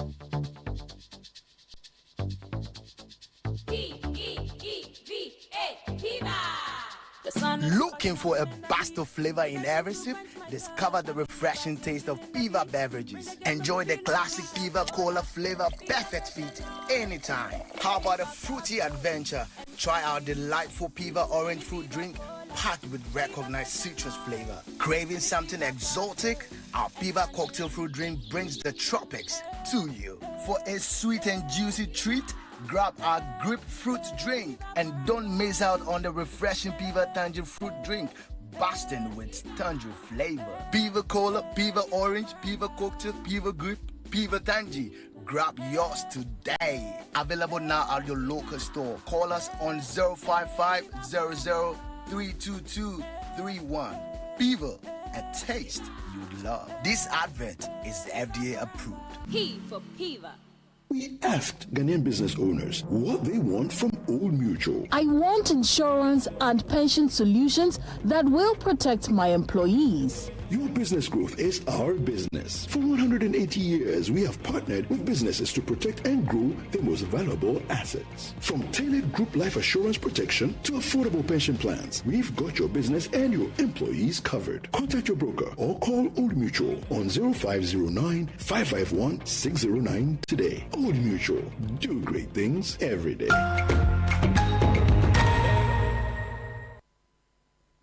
Whether you're buying water from your favorite spot in Osu, shopping online for the latest styles, or booking your next getaway to Dubai, MasterCard gives you the freedom to pay your way. Insert, tap, swipe, click. So many options, yet so easy. With layers of security protecting every payment, your money stays safe. From Trotro to travel, MasterCard connects you to the life you've earned and the one you dream of. Ask your bank for MasterCard today. MasterCard. Safe, convenient, priceless. This is the Citi Breakfast Show. The city's biggest conversation. The Citi Breakfast Show. Rise above the noise.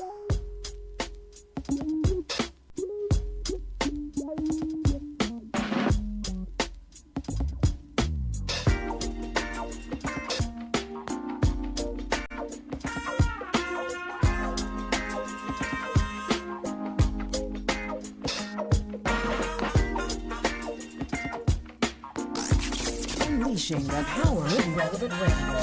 This is Citi 97.3. Lonely mother gazing out of the window, staring at a sun that she just can't touch. If at any time he's in a jam, she'll be by his side, but he doesn't realize he hurts her so much. But all the praying just ain't helping at all, 'cause he can't seem to keep his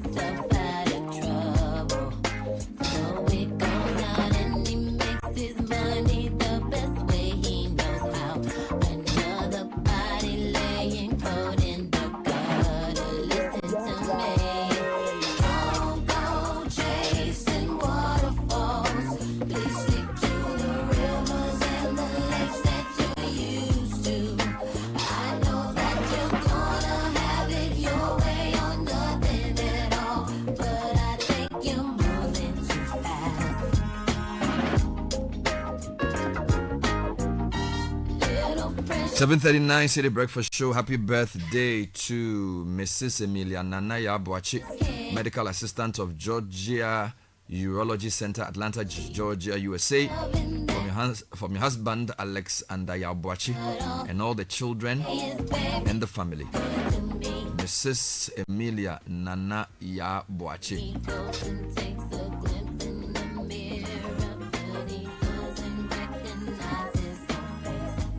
Good morning, team. It's my first son and first fruit or gift from God's birthday. His name is Raphael Geosni Ajay.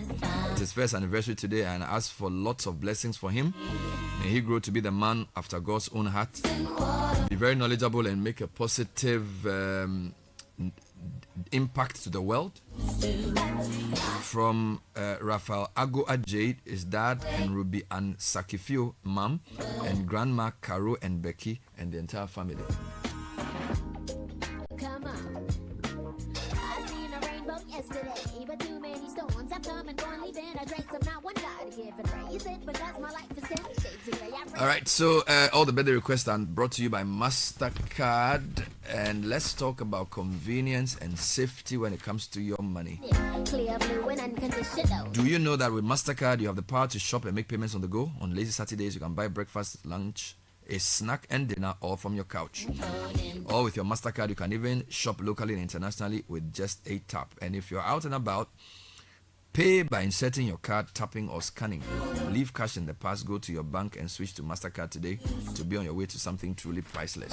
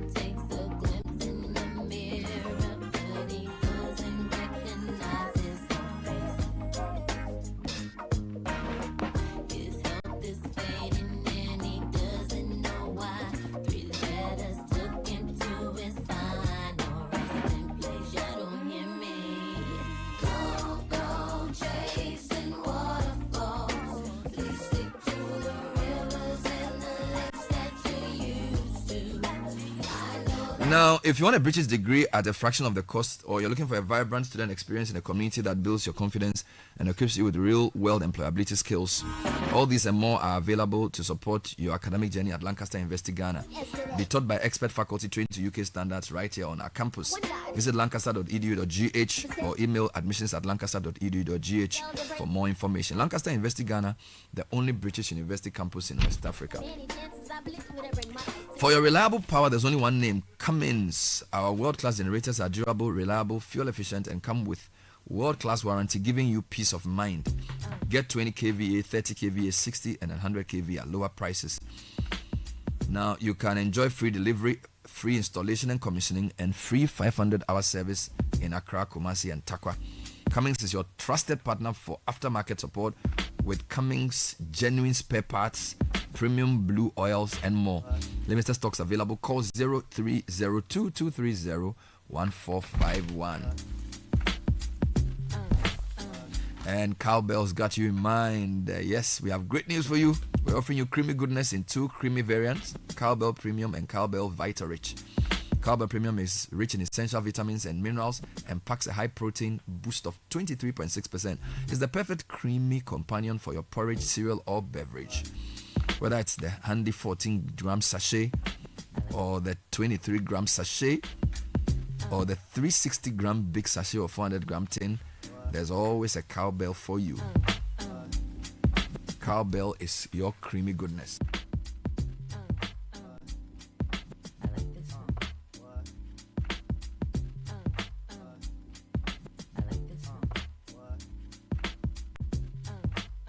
And good food starts with good local seafood.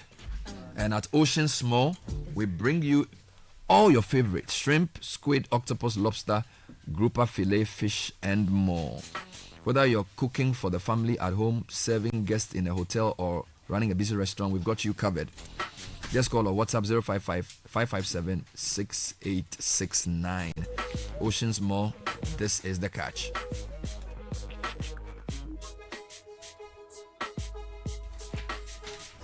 And you've been planning and waiting for the right time to make your move. Well, Stanbic Bank rates have dropped, and this is the time. Take those bold steps to fund your dream with a Stanbic personal loan, vehicle loan, consumer finance, solar loan, home loan, or credit card. Be unstoppable with Stanbic Bank. With Stanbic Bank, we will get you started on our website, stanbicbank.com.gh, and get started. A couple of things will happen later on the show today. We have more information about the circumstances that led to the death of a boxer in the past week. This is the second boxer to have died in less than 6 months, and it's become a matter that requires a bit more deliberation. We've been digging and finding some new things. We'll bring you some angles to this. There's also a big conference on decentralization today, and the whole effort of government to make local governance work better is being brought to the fore. And if you're a listener of this radio program, you would know that decentralization is one of our top 5 issues, because almost everything we discuss at the end of the day, it comes to service delivery at the local level. So we'll touch on that briefly at some point. Now, we also have a big event tomorrow, and that's the broadcasting at the crossroads. We are partnering a media organization to bring thought leaders together to deliberate on broadcasting policy, broadcast practice, and also the future of broadcasting. It's happening at the Alisa Hotel tomorrow. Some very important things will be discussed there, which impact even the work we do here.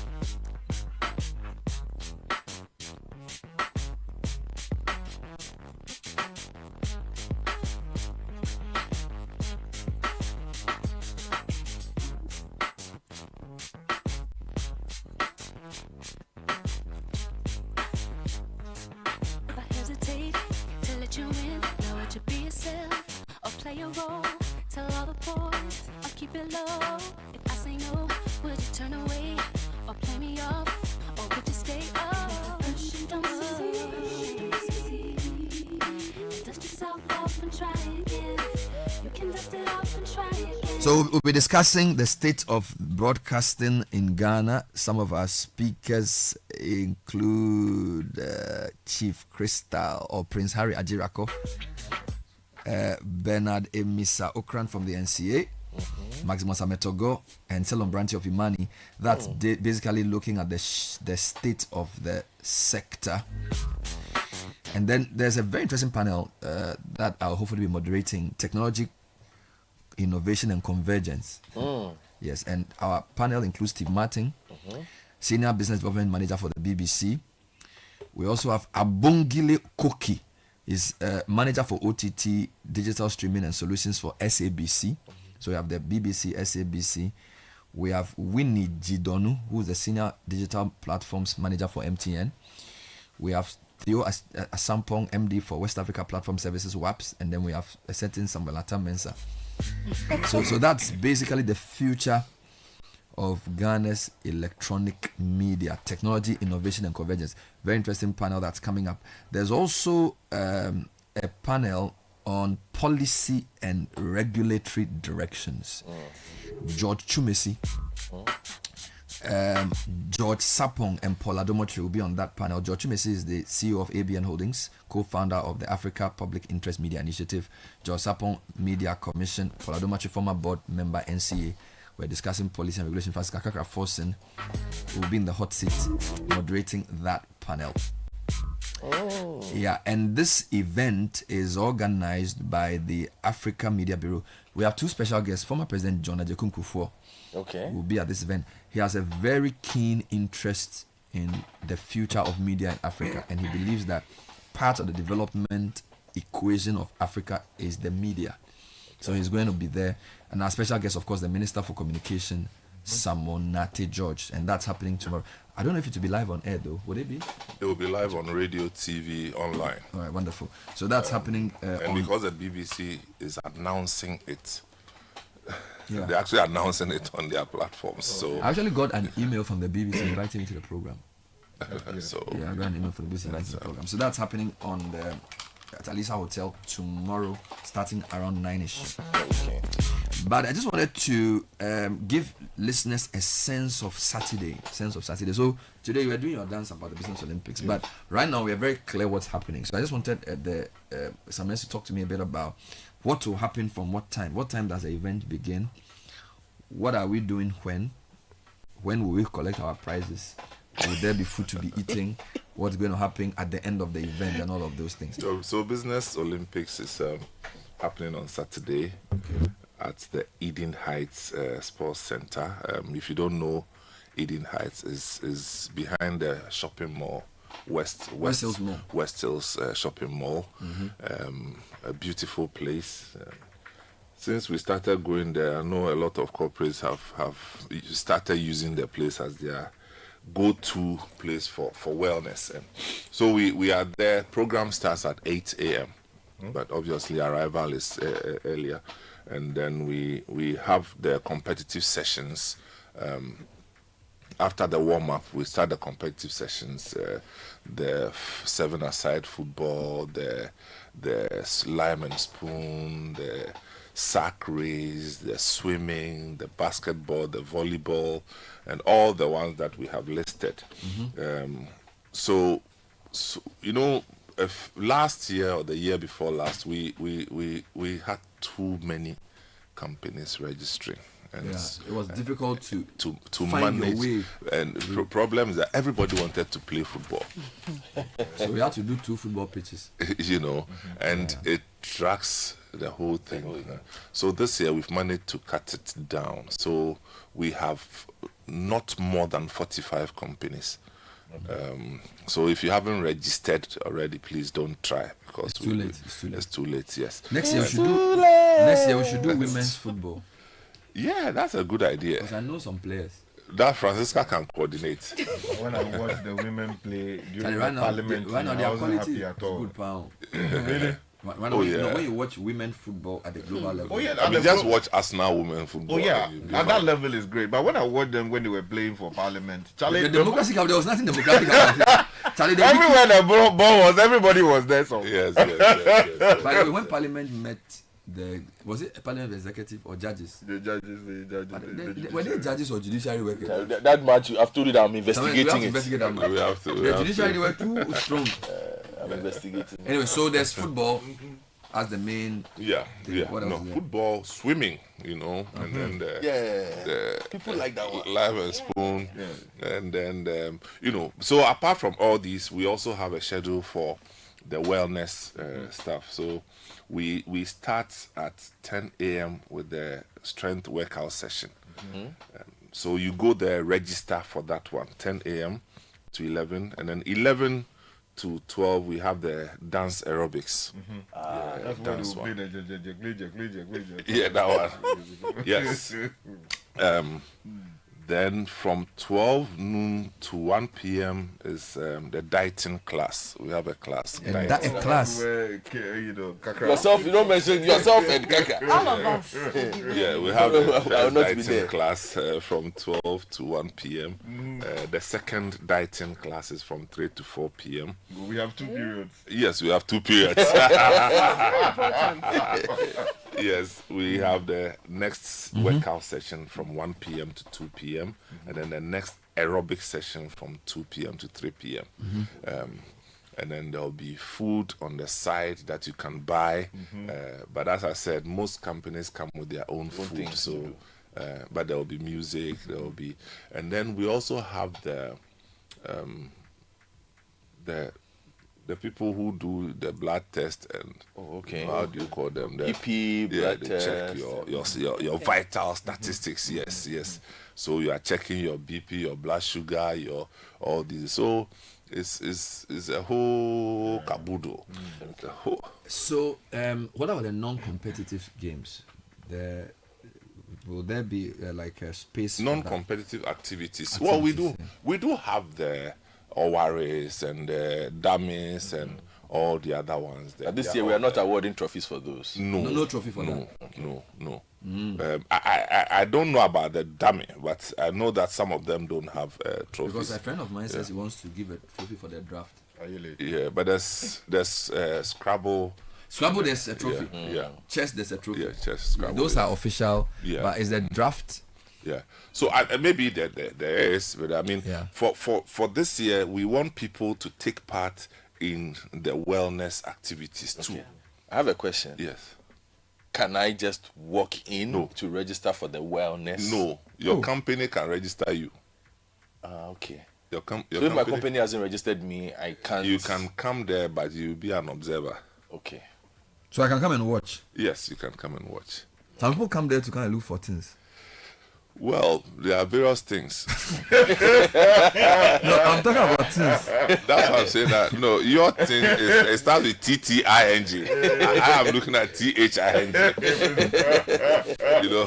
But some people always everybody have different agenda. So there are companies, they won't pay for then they can't be sharing their leaflets, and they will bring their leaflets, and then they are ambush marketing. And what kind of goodwill are you generating? So if your company cannot even follow basic rules, why should I do business with you? So it's open for attendance. It's open. And how long does the event last? Well, we normally try to close by 5 p.m. 5 p.m. Yes. What time will we do the walk through the Eastern Heights place? Okay, the walk is 9 a.m. to 11 a.m. within that period. 9 so a.m. It's a walk. It's like we are going for a walk. Yes, it's a brisk walking. Yeah. It's about 4.5 kilometers. Oh, okay. Is the place that big? Yes. We are doing 4 rounds. How big is Eden Heights? I don't have a measurement. But you mean the facility? The whole place. No, it's big. The estate. Yeah, because the estate is on your right and the facility is on directly across it. There's a link, but it's pretty sizable. That whole place shouldn't be less than 50 acres. But I know that Ghana we day back. In terms of that thing that Eden Heights, it should be in every community. That beautiful thing we go in, the sports thing, it should be in every community. It's a proper pitch with grass. Look, it's what you see in developed every developed country. Major city has one. Yeah, they have a. They don't have a major small town. They have a running track. We are not developed. We are doing that. I'm saying. They've got proper locker rooms. We want to develop by destroying our environment. What model is that? They've got to develop by destroying your environment. Yes, please. It's so sad for me. Like if Eden Heights is the model. Yeah. So some Adenta housing should have the same thing. Dansoman should have one. It's that's how you live. Yeah. Very, very well put together. And they've kept it well. They have volleyball, basketball, they have swimming, they have football pitch, which is grass, they have a track, and they have a gym, Bernard, all kinds of things. Their swimming pool is always clean. Everything. Yeah. I've been there twice. It's always clean. And they have a children's play area. Everything. I went to check their washroom. I didn't really want to check their washroom. Yes. You don't want to come out. You don't want to come out. You can sit there. Always clean. No, but for some, what will it take? Is it that expensive to build and maintain the type of facility Eden Heights has in every major? So, for example, if you go to Adenta, you don't need to live in. You don't need to travel to Eden Heights to use. I'm not talking about tomorrow. Just generally. Yeah. Every community should have it. Is it that expensive? No. Well, we I think it's a matter of priorities in the economic model we are using, that we don't prioritize wellness. Yes. We are talking about Eden Heights, okay? It's somebody's initiative and SNIT partnered, and that's what they have. The other day I heard you talking about the stadia, okay? Mm-hmm. You don't think that we can up our game with the hospitality element of our stadia? Oh, Samuel, that's also we even need a new stadium. No, I mean, if somebody wants to build a new stadium, fair enough. But you see, you can't scale the problem to create another solution which will subject itself to the same problems that we are trying to deal with. True. You know, we have huge stadia, we have left it, we messed it up, and we say we are going to build new ones. I mean, I think the idea is to build stadia for regions that don't have, which is Smaller okay. ones. Yeah. But if you look at the funeral culture in this country, that should give you an idea of what we can do with our stadium. If we up our game with the hospitality aspect, that Francisca here, I don't think she's ever dreamt of going to watch, randomly walking to go and watch football in Ghana. No. Now, if we go back to the stadium and decide that we are going to create different spaces for those who come, there's food, there's music, there's... Make it an experience that experience, is worth having. you know. Yeah, you can get souvenirs. You have the toilets very well kept. Weekend, it will be a weekend getaway for a lot of people. That's how you build these things. But you see, sometimes there's the infrastructure, then there's the management mindset of the thing, which I think is the problem. So, for example, if you don't give it to serious people to manage it, you get it, they'll put the money into the thing and the experience will still be bad because we don't manage these things with a certain business serious mindset. We are managing it like, oh, Charlie, whatever, you get it. I mean, I was at a stadium when I traveled. You can tell the whole thing has been curated from beginning to end. Yeah. And you can tell that somebody's minding every aspect of the experience. Okay. I doubt it if the current sports arrangement we have in Ghana is serious enough to even manage new stadia in a way that will sustain it. And it's not even just that. See, the point that Samuels makes that perhaps we need to consider a bit more is we don't have a wellness culture. When I went to school in China, right, we have 3 school pitches. The main school pitch is by the school gates. Then there are 2 at the back. By 3 p.m., the main school pitch is, you will find basically everybody in the area of where the school is. That is where they come to work out. So they run around the tartan track. Those who are doing Richard Sky's Tai Chi are doing their Tai Chi. They have the pull-ups. They have the bars. You see 80-year-old men and women on their bars doing push-ups. They come and exercise for 30 or 40 minutes and they go. And you see that in every small enclave. The facility is just there. Now, imagine if our schools, for instance, because wellness was a part of our thinking, most schools are supposed to have pitches or parks or play areas. They don't. A regular person could go to the pitch and jog a bit in a day. I don't have to come to UDS to jog. I have to go to Dansuma 1 and 2 to go and jog. Jog for 10 minutes and then I go back to my house. It's walking distance. But even those elements we have removed from our communities, which is why now sometimes you have to make an extra effort to create events this. But I know an easy way of solving this is to say you have the people who are school inspectorate. You can say that in the next 5 years, anybody who builds a school, you must have a park. Not necessarily a park. A pitch. An area for exercise. Because what's the purpose of the physical education we do? Is it not to create there are schools that have PE on their timetable. And they don't have a park.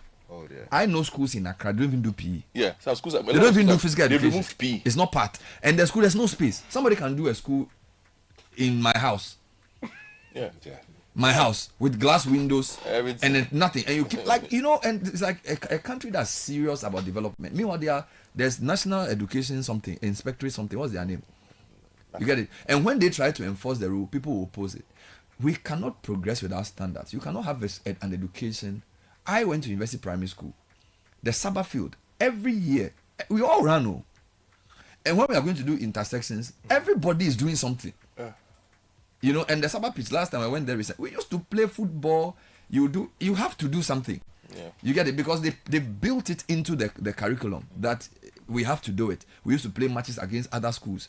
I don't know if the schools even take it that seriously. And we are growing a society where kids don't even know how to compete. We have to now go and pay money for soccer academy. I mean, Charlie, Like we sport everything public, and we are using private means to try and you get it. We have to get serious, and we have to use our educational system anyway. But special request, Samis, during the wellness session, my client has come to see me, Richard Sky. Just give him 5 minutes. So don't do Tai Chi demonstration. Demonstrate Tai Chi. So the Tai Chi thing, it be scary, pal. No, he has to try and do it. Tomorrow, please, everybody. I even thought he was some Sky is demonstrating Tai Chi. Is that this? No, and I just got a message from one of our ladies. It says, please, encourage the women to wear sports bras. So, because last year the jumping and movements was displacing a lot of things. So that's what he meant. I think your money is finished now. This one was things. So if you've registered for the Business Olympics, please be there by 8. It's going to be a lot of fun. You'll see us there, and we'll have a really good time to network, to exercise, and to basically connect on a wellness level. And it's something we are so proud of doing. Time for tech and social media trends, and it's brought to us by First Bank Ghana. Use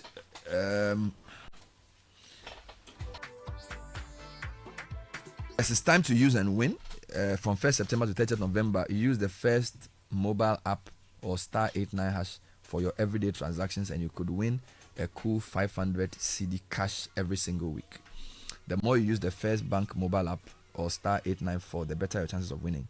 So what are you waiting for? Grab your phone now, use First mobile or *89#, and you could be one of our lucky weekly winners. Call First Solutions on 059 6921 or email firstsolutions@firstbankgroup.com to find out more. Adunko Akufi, good morning. Good morning, Bernard. And luckily, we are still here. Yeah, we are still. We are. So prophecy. Yeah, there was prophecy by a South African pastor, Joshua Mlakela, that there'll be a rapture. September 23 or 24. He said that Jesus appeared to him in a dream back in June, that he was coming for his church September 23 or 24 to coincide with the Jewish New Year, Rosh Hashanah.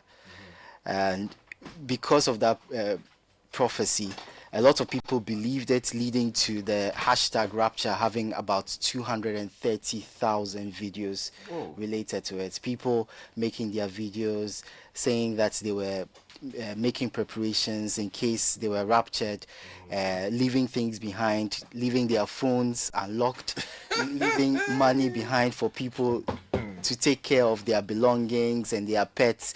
They are doing grocery shopping so that the people left behind will have something for themselves. So there are also videos of apparently people in South Africa who'd gathered to usher in the rapture, which unfortunately didn't happen. No, you don't say it didn't happen. Okay, maybe. It happened and we have been left behind. We've been left. Maybe it happened. Okay. Maybe we have been left behind, so you never know. A good point. A good point you made there. So he said he was 1,000,000,000% sure it would happen. Okay, but is he around or is he gone? He's still around.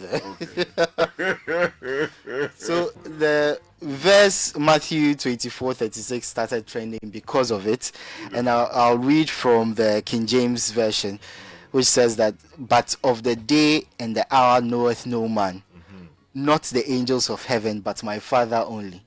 So people were sharing this because they felt that no man, as the Bible says, will know the day of the rapture, that only God knows when that day will be. So they were sharing it in dispute of what the pastor and his believers shared. So that's all over social media, on Facebook, on Instagram, on TikTok especially, where people are either mocking those who believed in it, and the videos of the believers have started disappearing. They are being deleted by those who posted them. Oh, that's unfortunate. Yeah, they shouldn't let's leave it as part of our history. Yeah, so that's a huge thing that's going over across the world. Even in the Western world, people listen to the South African pastor and they believed it. They started making preparations as well. So it wasn't just limited to Africans and Africa. It's across the world, in the United States, UK, Brazil, even in China. Where we need Ghana's version of the presidential prophecy vetting committee by President Ramaphosa to deal with this matter. Yeah. Because it looks like our experience is good.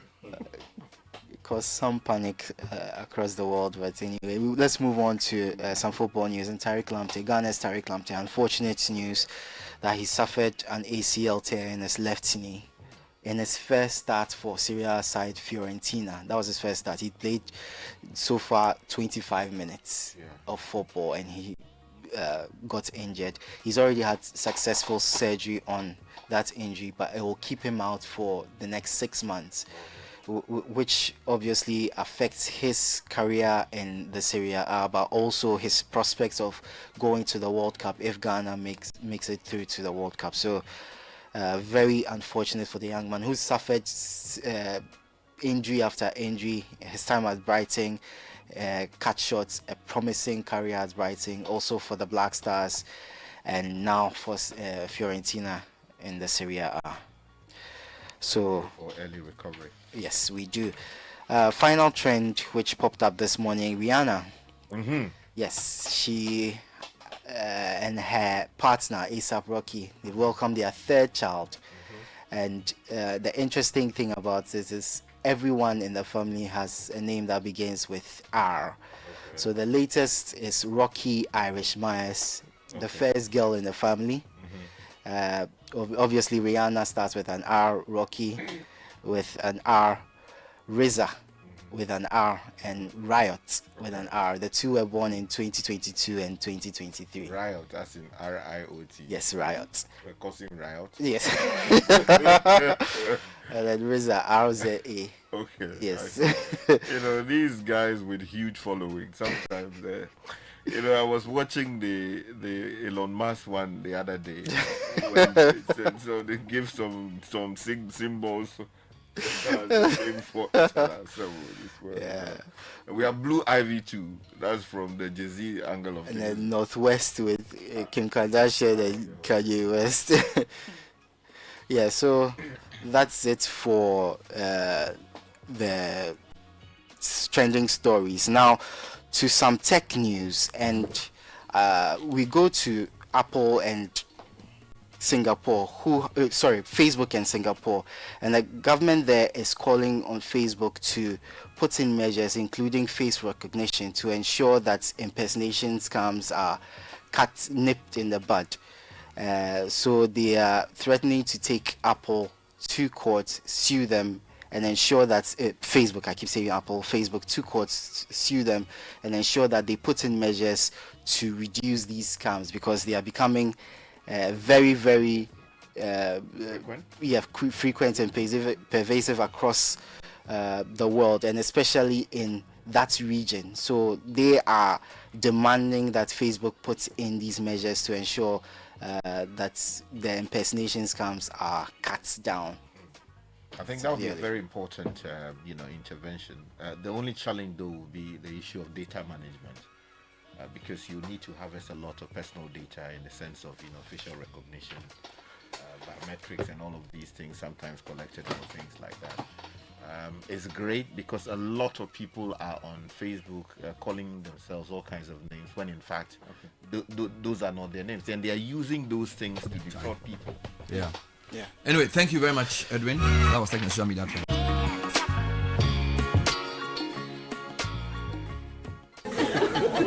Listen, guys. One day, an old lady inherited a huge sum of money. Her family worried about how to break the good news to her. They feared that the sudden good news might give her a heart attack. And so they decided the family doctor, who was experienced in delivering such news, should be the one to tell her. And when he did, surprisingly, she smiled. Relieved? He asked, "What are you going to do with all that money?" She replied, "I am going to give you half." The doctor rather had a heart attack. Can you imagine?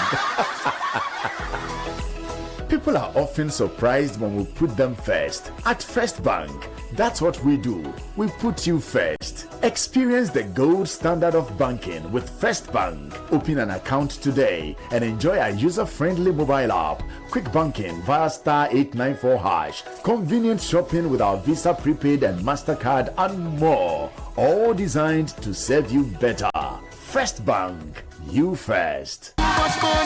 There is small money, there is big money, and there is too much money. Telecel Too Much Money promo is here. Dial *500# to opt in. In the Telecel Too Much Money promo, you can win 100 Ghana cedis cash in the daily draws, 20,000 Ghana cedis in the weekly draws, and 1.2 million Ghana cedis in the grand draw. That's 1.2 million Ghana cedis. Simply reload airtime to end points to stand a chance to win. Dial *500# or visit the Telecel Play app to opt in now for the Telecel Too Much Money promo. Terms and conditions apply. Telecel, connecting energies. This promo is regulated by the NLA on the Caritas Lottery platform.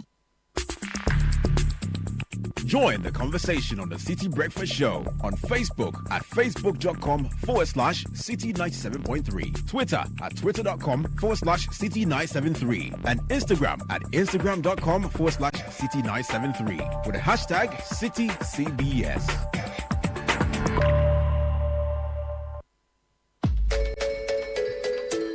When the pain is too much, don't know what else to do. So rapping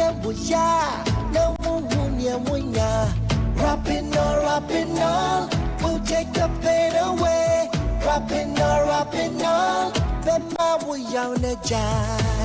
Rapinol is what you need. Rapinol will relieve you of all aches and pain in your body. Rheumatic pain, menstrual pain, body pain, toothaches, and other feverish conditions. Rapinol is a quality product from Danex Itin Starwin PLC. If symptoms persist after 48 hours, consult a physician. Not suitable for children below 16 years old, asthmatic, and also patients. This advert is FDA approved. Lakeside Estate is calling all business owners, institutions, and HR heads. Want to give your employees more than just a paycheck? Give them a place to call home. At Lakeside Estate, we're making it easy for companies to support their staff with beautiful lifestyle choice and affordable homes through flexible payment plans, staff financing, and mortgage options. Whether it's a 2-bedroom starter home, 3 bedrooms, or a spacious family home, Lakeside Estate has the perfect package for your team. Strong structures, modern finishes, and a vibrant community all are waiting. Let's partner together to give a lifetime value for your staff. Call our sales experts on 050-141-8622 or 050-859-8931 or visit lakesideestate.com. Lakeside Estate, quality homes for all. You can't tell what your baby will become or what his interests will be. But you can help her get a strong start with good nutrition. Yum Vita, made with the goodness of milk, plus Nutri-V, is a delicious, nutrient-rich cereal for your baby. Oh yeah, older ones love it too. Give your baby good nutrition for a strong start. Yum Vita is available in other yummy variants. Yum Vita, a delicious way to grow. This advert is FDA approved. We asked Ghanaian business owners what they want from Old Mutual. I want insurance and pension solutions that will protect my employees. Your business growth is our business. For 180 years, we have partnered with businesses to protect and grow their most valuable assets. From tailored group life assurance protection to affordable pension plans, we've got your business and your employees covered. Contact your broker or call Old Mutual on 0509-551-609 today. Old Mutual, do great things every day.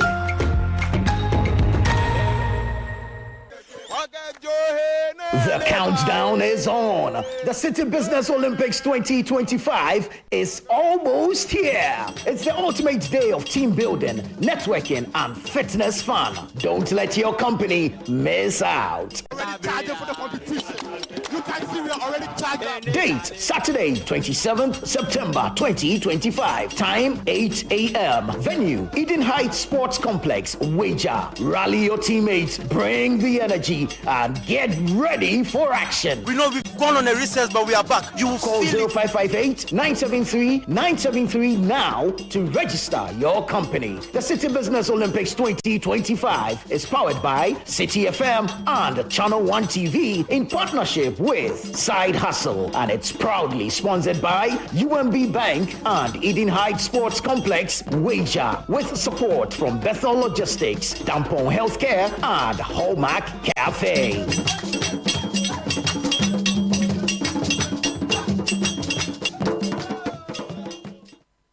This is the City Breakfast Show. The city's biggest conversation. The City Breakfast Show. Rise above the noise. A moment of silence.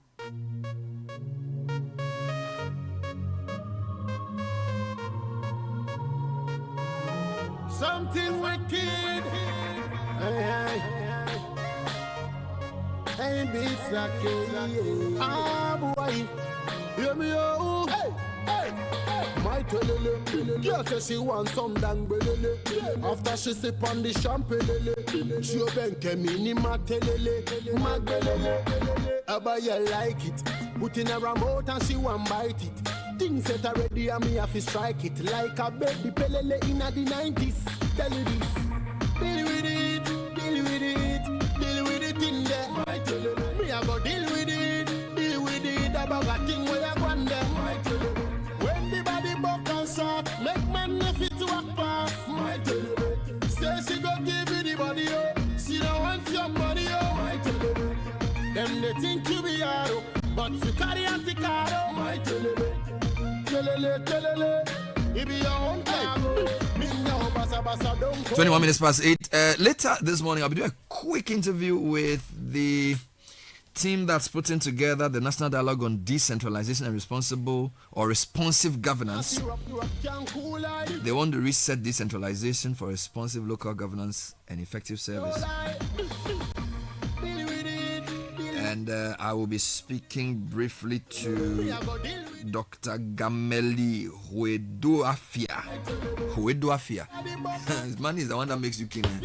Okay, we're talking about that because they have a very big conversation tomorrow on decentralization and responsive governance.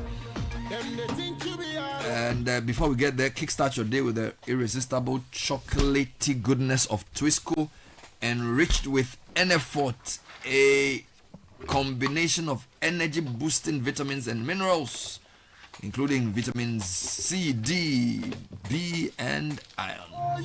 Just 2 cedis, you can treat yourself and your little ones to a rich, delightful, chocolatey taste of Twisco and power that dream. Simply mix with water, add milk, stir, and enjoy. The kids can't get enough of this. So why wait? Head to your nearest store and grab your Twisco 20-gram sachet, 400-gram sachet, or 400-gram tinted day. Twisco, power your dream. Congratulations to Mr. Daniel Labitieku, CEO of Enterprise Group PLC, on being named Group CEO of the Year at the 2025 National Business Awards. Mrs. Akosi Ansantri, MD of Enterprise Insurance, also received the top honor as the CEO of the Year General Insurance category, while Enterprise Insurance was crowned General Insurance Company of the Year. Adding to the celebration, Genevieve Cornelius, General Manager for Transitions, was recognized as one of the outstanding business leaders in the entertainment industry. And as Ghana's leading financial services provider, these recognitions reflect not just strong leadership and financial excellence, but a deeper commitment to our cherished customers. We want to give you the advantage. Enterprise, your advantage. And give your business the competitive edge it needs with a prime location, modern facilities, unbeatable connectivity, all at Dawa Industrial Zone. Our world-class industrial park is home to thriving businesses in manufacturing, logistics, and agro-processing, and you can be next. If you're not in business, but you know someone who is, you can refer them and earn a commission. It's simple.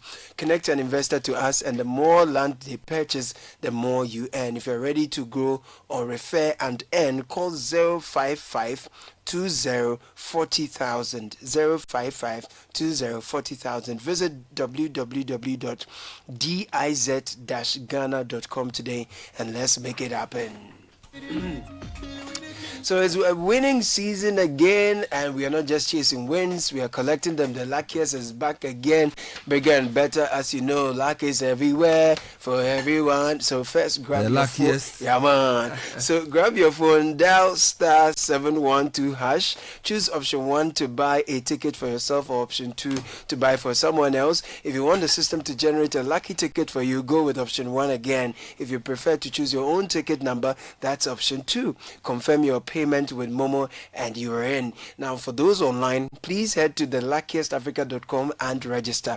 Tap on community tickets to either pick your own lucky number or let the system choose for you. You can buy a ticket for someone else as well. Use Momo to pay if you're in Ghana or use your card if you're abroad. One ticket can multiply your money by 500 times. This is your golden chance. Hop on and let's get lucky together because luck is everywhere. All right, so Yum Vita infant cereal with milk is making feeding time for babies 6 months and above easy. With 3 delicious flavors, rice, wheat and maize and wheat, baby gets a variety of cereals. Yum Vita infant cereal is enriched with Nutri-V, which contains 16 essential vitamins and minerals, including zinc, iron and calcium. We recommend you only add previously boiled water, stir and experience the joy of feeding the baby. Yes, that's right. Yum Vita is offering you value for money. Yum Vita, good nutrition for a strong start.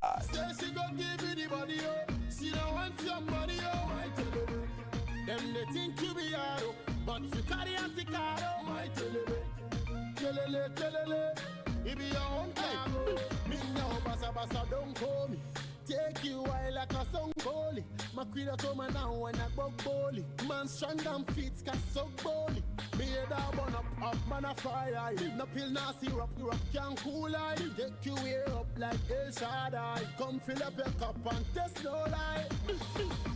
Deal with it, deal with it, deal with it in there. Me I go deal with it. About a thing where I go there. When the body buck and shot, make man if it walk past. Say she go give you the body, oh. She don't want your money, oh. Them they think you be hard, oh. But you carry anti-car, oh. Kelele, it be your own cargo. Take it away, don't let it go. Don't fool your body, don't take it for you. Hey, plug it in, don't cut up the floor. Like chromium, nobody have to know. Whoa, yo. All right, a few more greetings coming through this morning. Yes, Bernard, and this one says, happy birthday to Mr. Bernardo Usuedu of SIC Insurance PLC. God bless you, sir. From Kwame, the tailor of Hochui Couture. He says, happy birthday wishes to Catherine Kafui Dogwe. Bernard and crew, please help me wish my friend Na Mateki Sanka Esquire a happy birthday today. It's from Thomas Eje and Accra Social Tennis Club. Good morning, CBS team. Today is the birthday of a beautiful soul inside out, Nana Efua Hackman of Kofi Annan International Peace Training Center. To many years of good laughter, good health and prosperity. Glorious wishes from your classy, saucy ladies of MA Management and Admin 2025 class of UGBS. We love you. Orchestrated by Mildred Enim Dafor. Also, happy birthday to my dear Jessie Corte of St. Adelaide School, Dansum, and God bless you immensely from your mom and sister. Love you, girl. Yeah, let me take this one, which says, belated happy birthday to Mrs. Helena Edu Jemfi, CEO of Perfect Personal Care Limited in Lashibi. May the good Lord continue to bless and keep her healthy and safe on this great 60th milestone you've attained. You have been an inspiration to me in the little while that I have worked with you. I truly and humbly share in your joy. Remain blessed, Mommy. Is coming in from Gordon Sa together with the FMCG team of Access Bank Ghana Limited. Gordon Sa. All right, so the National Dialogue on Decentralization and Responsive Governance is happening under the auspices of the Interministerial Coordinating Committee on decentralization. I have on the line Dr. Gameli Huedoefia to talk briefly about this event and why it's important in the scheme of things we need to do to deliver effective governance. Doc, thanks for joining the program. Good morning. How are you? And good morning to your team. We are very well, thank you. There are very long names for the organization you had, Interministerial Coordinating Committee on Decentralization Secretariat. That's quite a mouthful. What is that? It is. So the IMCC for short, which is in law, is the only IMCC in law. It's the Interministerial Coordinating Committee on Decentralization. Is the national key national mechanism for the coordination of decentralization and decentralization-related policy, intersectoral policy coordination of decentralization for the national level as well as the decentralized local government system. Interesting. And tomorrow you are holding a dialogue on decentralization and responsive governance. Tell me about that. Yes. Thank you.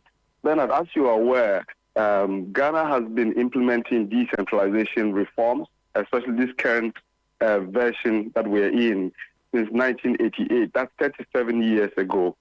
And so today what we are seeking to do, we want to take stock of 37 years of implementation of local governance and decentralization in Ghana. And so the event seeks to review achievements, challenges, and opportunities in Ghana's decentralization journey. It's also to identify practical strategies to help us address any bottlenecks in institutional coordination, resource mobilization, service delivery, and citizens' participation, among others. We are also seeking to promote, if you like, collaboration between government, civil society, traditional authorities, religious bodies, and the media. Essentially, the broad coalition of partners, both national and local level, who have a role to play in effective decentralization in Ghana. Your theme is resetting decentralization for responsive local governance and effective service delivery. That assumes that as we speak, the local governance is not responsive and neither is service delivery effective. At least we have to admit that that's where we are, correct? Yes. Essentially, what it is that it can be better. And so we have to do a lot more. And that's why we want to interrogate the issues. And remember, this is also part of the formulation of the National Decentralization Policy and Strategy 2026 to 2030. So this actually climaxes the formulation process. Why do we need to formulate? I thought we had a decentralization policy already. Is it that it's expired or not fit for purpose? Why do we need to now come and set up a policy on decentralization? The old policy, as I'll refer to it, expired in December of 2024. And so this is the new rendition that will cover the period 2026 to 2030. What caliber of people are going to be there for this two-day event, and what are some of the key issues we'll be deliberating on? Okay, so this event this morning, the keynote address will be delivered by Her Excellency, the Vice President. We have together national and local level players and stakeholders, development partners, civil society, media, all of us, because decentralization and local governance matters. And it matters because every single one of us, we live within a local authority area. And so we must care about what happens when it comes to the policies that then drive how the local government provides services to us as Ghanaians in the localities in which we live. So what will happen after the program? You're saying you're formulating a policy. What process will you subject the submissions to, and by when will the policy be ready? So this, we started the processes sometime. I'm sure that at some point during the year, you talked about a call for proposals that we had launched as part of the formulation process. So this one climaxed that process. And so we will take the outputs from here and refine the draft policy as we have it, and then take that forward to the IMCC and then to Cabinet. Okay, so we'll be looking forward to this, and thanks for giving us this heads up on the program, Dr. Hue Duafia. Thanks for talking to us. Thank you, Bernard. Thank you so much. That was the Executive Secretary of the Interministerial Coordinating Committee on Decentralization. So apparently there is a secretariat that coordinates the delivery of local governance from various ministries, and he heads that, and they have a big 2-day conference happening starting today. 8:34, we'll keep a close eye on that program and see what outcomes there are. I'm sure there's a panel on a number of things that we'll be interested in, including the role of the media in service delivery.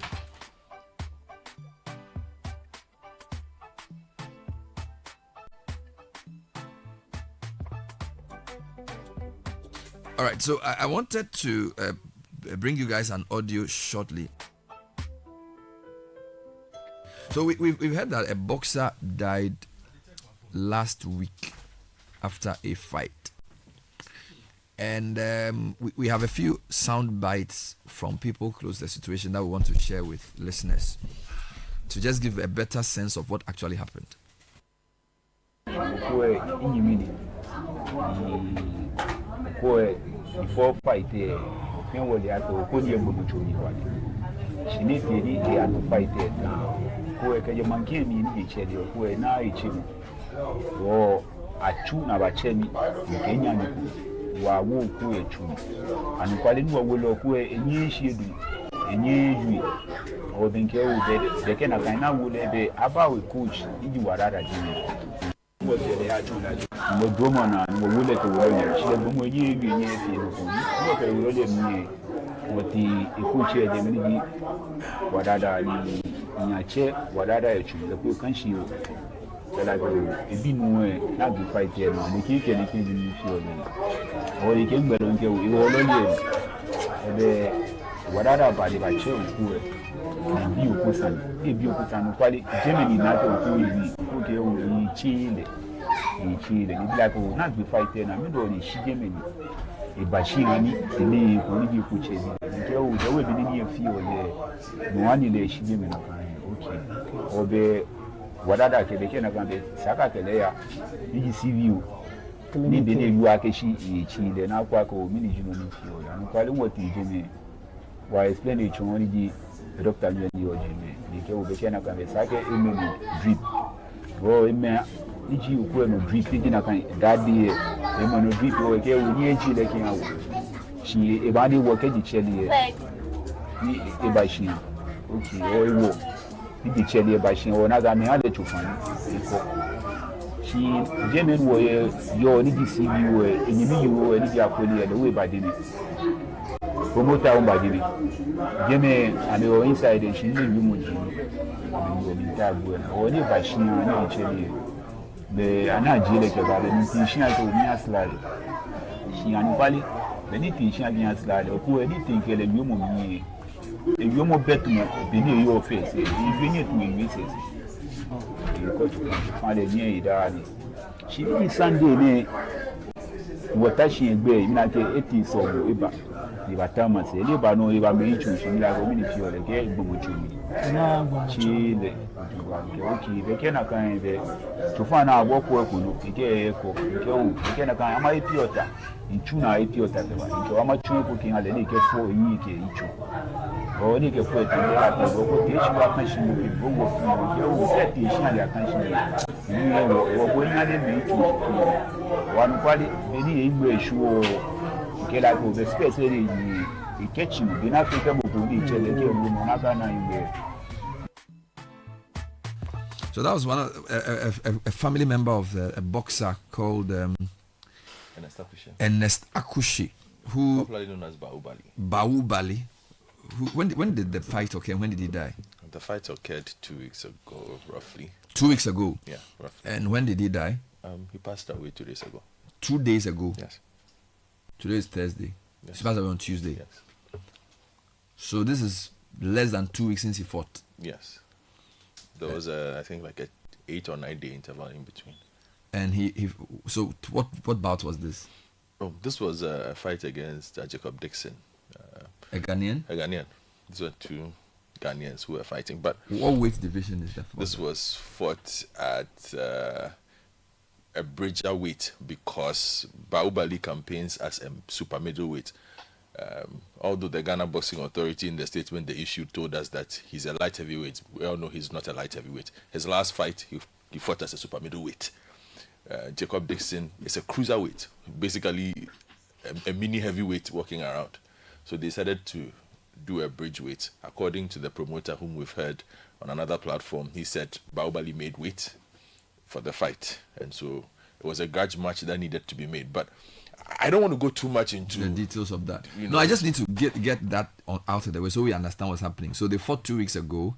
How long did the fight last? Was there 12 round bout? Do we know? Or it was a 10 rounder. 10 rounder. It would have been a 12 rounder. Was he knocked out? Yes. He was knocked out. Yes. All right. And then 2 weeks later he dies. Yes. How different is this from the Nigerian situation? The Nigerian situation was different because in terms of how did he die? The gap in between the interval, was just. So the Nigerian was really directly after the fight. After the fight. But this one was like 9 days. Yes, but the reason why everybody is pointing fingers at boxing is because of the nature of the punishments that he took and what had happened prior to this. And Bernard, let me say this here and now. Every time we talk about missed opportunities, when circumstances present themselves for us, the passing of Gabriel Larewaju, the Nigerian, in March, and what was done by the sports minister after that, gave an opportunity to sanitize the sport. A sport that is broken, in my estimation. A sport that needs immense reform, in my humble opinion. And the minister set up a committee led by Ambassador Maka Matefio, Major. Okay. They came out with recommendations that were accepted by the minister. I think they're working on a white paper on this as well. And the first recommendation, Bernard, the report hasn't been made public, but I'm going to read the first recommendation for you, and you will understand why, if the recommendation had been followed, we will not be having this conversation. The license under which the Ghana Boxing Authority can continue to operate by virtue of Regulation 13 of the Sports Regulation 2023 LI 2477 should be withheld by the National Sports Authority until the review of the GBA Constitution to reflect the concerns addressed in this report, implementation of the recommended reforms, and the conduct of new elections within 6 months from the submission of this report. Now, if this had been followed, so the committee is asking for a dissolution of the current administration. The committee said that the license under which the Ghana Boxing Authority operates under the National Sports Authority should be withheld for 6 months. On the basis of the death of Olariwaju. And the fact that they had made other recommendations whereby things should be implemented. The setting up of a medical commission, re-education, change of structure, insurance of boxers, all those things should be put in place, after which elections will be held and then boxing can resume. So why are we boxing? So it means that the recommendations were not adhered to. They've not been adhered to. What we've had is the resignation of the then chairman of Mr. Nikwe, whose term was taken over by his vice, Roger Bano, and they've continued. As normal. Who was to implement this recommendation? The National Sports Authority. And they have not. They have not. Have they checked with since this new thing happened? No, I checked because you see, the National Sports Authority's response would be, well, there's no link between the death and the fight. But anybody with half an eye and half a brain who watched what happened in the fight against Dixon will tell you, go back to the fight. And the narration that you just played, the person told you that basically after the fight, Baubali didn't even wait for the program that evening to end. He went home and said he wasn't feeling well. Baubali had been seen early on in the week in another video with Dixon, You could see his face. When this news broke on the platform I'm on, around 15 minutes after he died from the hospital, I received the video from the hospital. At that time, I had a chat with Maurice Kwanzaa and Prince Donu Leku very early in the morning. You know Maurice Kwanzaa about this. Experience. Yes. The man was still suffering from the bruises of the fight. You could tell on his face. So my issue simply is this. If we had done what the committee said we should do then, we would not be having boxing events. This Saturday, there's a fight. Haiti Powers is organizing a fight. High Tension is fighting this weekend. Already? We have bouts going on. The committee the Minister of Sports put in place, chaired by a former Deputy Minister of Sports, one of Ghana's biggest boxing minds, Amaka Amatefu, recommended that the license... Amongst other things, but the first one... The license under which the Ghana Boxing Authority operates should be suspended, so that some reforms be implemented. After which we'll go back to boxing. And we have not done this. We've been boxing since. Olariwaju died in what? In March. So this is... The recommendations came 2 weeks after. So 2 to 3 April, weeks after. May, June, July, August, September. We're supposed to start, if everything had gone according to this plan, we're supposed to be back with boxing in November under a new structure. And we've gone into a fight. Was this an international fight? Or just No. This was a locally sanctioned fight. You see, and another boxer has died. The problem boxing has, Bernard, and I'll make this quick for you. And the reason why I need Mr. Kofi Adams to today tell Yampo for Ankara to withdraw the license of the Ghana Boxing Authority today. Kofi Adams, the sports minister, should tell the National Sports Authority boss, who, in my estimation, is conflicted in the matter. Why? Because he has a very close working relationship with the Boxing Authority. He ran IMAX's boxing promotions for a very long time. So all the authorities are under NSA. Yes. So NSA must tell is the one that must suspend the license of the Boxing Authority for the reforms to be implemented. Yes. I've seen a video where he's helping Haiti Powers promote this weekend's fight. And Yao Pafaka is happily standing there with Haiti Powers saying that the rumors of boxing being suspended are untrue. And that boxing is ongoing, but the suggestion is that certain things should be done in order for boxing to go on. Have those things been done? If those things had been done, let's take Ernest Akushe's issue for instance. Can Yawan Povanka tell me, or anybody at the Ghana Boxing Authority tell me, that this young man, when he fought Jacob Tete in May, he fought in May. Oh, just recently. May, Bernard, he took a nasty beating in May. 4 months ago, he fought on the 25th of May. Where is the post-fight medical report that allowed him to fight in September? Just 4 months after. Can the Ghana Boxing Authority and Yampo Faka show me that the Ghana Boxing Authority, under which he's supposed to supervise now, because they are not supposed to have leadership, so he is basically the man who runs boxing. Can he tell me that he saw a medical report from a doctor who said that Ernest Akushe should be allowed to fight? Can he? So he took a beating, in May. And then he went to fight again in September. He took a beating in May, fighting in his natural weight class. Now, I'll explain something to you. Boxers don't fight at close intervals because when you take that kind of punishment, one, your body must recover, right? When your body recovers, fight camp, normally for a boxer, takes about a month or two. A regular fight camp, preparation for the boxer, because if he has to move up in weight, he must gain the weight. Are they telling me that Ernest Akushe managed to move from being a super middleweight to a cruiserweight boxer in 4 months? In 4 weeks. Because this fight was not cooked in August. So clearly they were. This fight was cooked in September.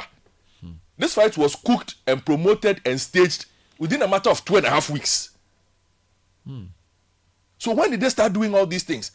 The numbers will not add up. It will not support anybody if you start looking at the numbers that way. Now, you have him move up one. Bernard, I'll explain something to you.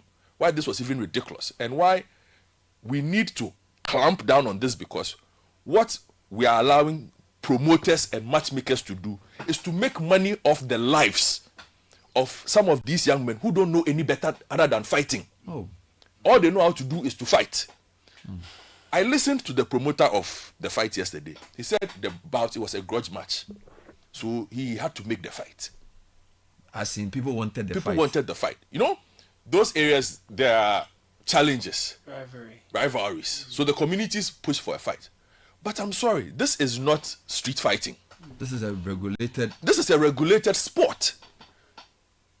A highly regulated sport because of the dangers that come with it, which includes death, as we have 2 now in 6 months.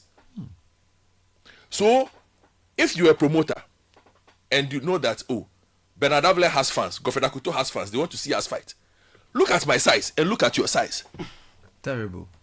Should you simply say that because the township of Adabraka want to see the two of us fight, we should fight? Is that how boxing works anywhere in the world? No. And So this is the type of promotions we have been doing. Now, if you read the Ghana Boxing Authority statement, and anybody also follows boxing, they all admit Baubali was the greatest ticket in boxing now. You have him on your promotion, you sell tickets. Where is he from? He's from, the coastal side. So he has fans in the area. Yes. He was the greatest ticket there. He's basically Bukom Banku reborn. He has They like him. He's a good trash talker. He knows how to promote a fight. He has the antics, but his boxing level was very low. And this Dixon he fought, who is he? Dixon is a decent boxer. I mean, he's a much better boxer than Baubali is. And he's also heavier. Oh, yes. And everybody who knows the sport had said that there were going to be problems if they don't take anybody's words. Joshua Clottey. Who knows boxing better than Joshua Clottey? What did he say? Joshua Clottey immediately after the fight, and not after the death of Baobali, he said he was supposed to go for the fight, but something happened, so he couldn't go. And he traveled the following day, but he was able to watch the video of the fight. And he said he had advice for Baobali. And Joshua Clottey said that, look, he does not know when Baobali started boxing, but the manner in which he fights is dangerous to his health. Somebody should tell him either he changes how he fights or he should find a new profession. Are you serious? This was Joshua Clottey. A few days after the fight. A day or two after, he was in New York. That if he doesn't change his style of boxing, he says he takes too many punches. And this was his commentary of the fight he had just watched. And that the way he fights, if he doesn't take care, it won't end well for him. Was there a referee of this bout? There was a referee. And I'll get to that as well. You see? And again, which is why I'm saying, if we had dealt with the recommendation, point 1, I'll even look at the rest. Point 1 of the recommendation. Stop boxing activities and restructure it properly. We would not have had the fight taking place in the first place. For us to be having this conversation, for Akushe's people to be having funerals and having discussions about what ifs. So here we are. The promoters are simply staging the fights, collecting their money, and you see the communities benefit from this because they are betting behind it. Not like official betting, but this guy and I, round 1, this one will go. So even if you watch the fight, the commentary behind this, when Dixon was beating him, Agbe Baobali, to wait, they are killing Baobali in the ring. The referee was also watching. And I think there is a bit of history behind what the referees are doing in extending the fight. Because I was watching the thing and I was like, the referee should have stopped the fight way earlier than he did. He allowed too many headshots. Baobali wasn't defending himself. But the referee seemed to have fallen in line with the crowd's so bloodlust. The whole thing is not. It's like you understand? Because the last time, and here's the thing: the last time a referee tried to stop a fight early at the Bukom Arena, the supporters, what they did that day was a whole different show, saying that the referee had stepped in too early and that the boxer could have, recovered and done something. This is not a problem. It's just like we are joking here. Well, you see, gladiators yes. So my only call this morning, Bernard. Yesterday, I did my checks yesterday. The Ghana Boxing Authority and their people are also saying that up until 2 days ago, they hadn't seen the recommendations, so they don't know what to implement. Oh no! Come on. That's what they are saying. Come on.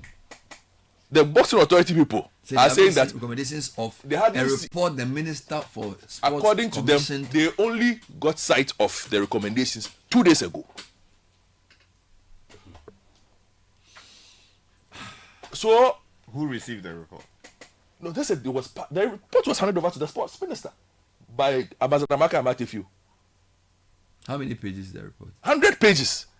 And it's a proper report. It's a proper report. It's not public, but you know we will do our things. And mine is here. And the authority is claiming they received it or they saw the recommendations just yesterday. 2 days ago, yes. That's what they are saying. 2 days ago. Yes. So they don't even know what to implement.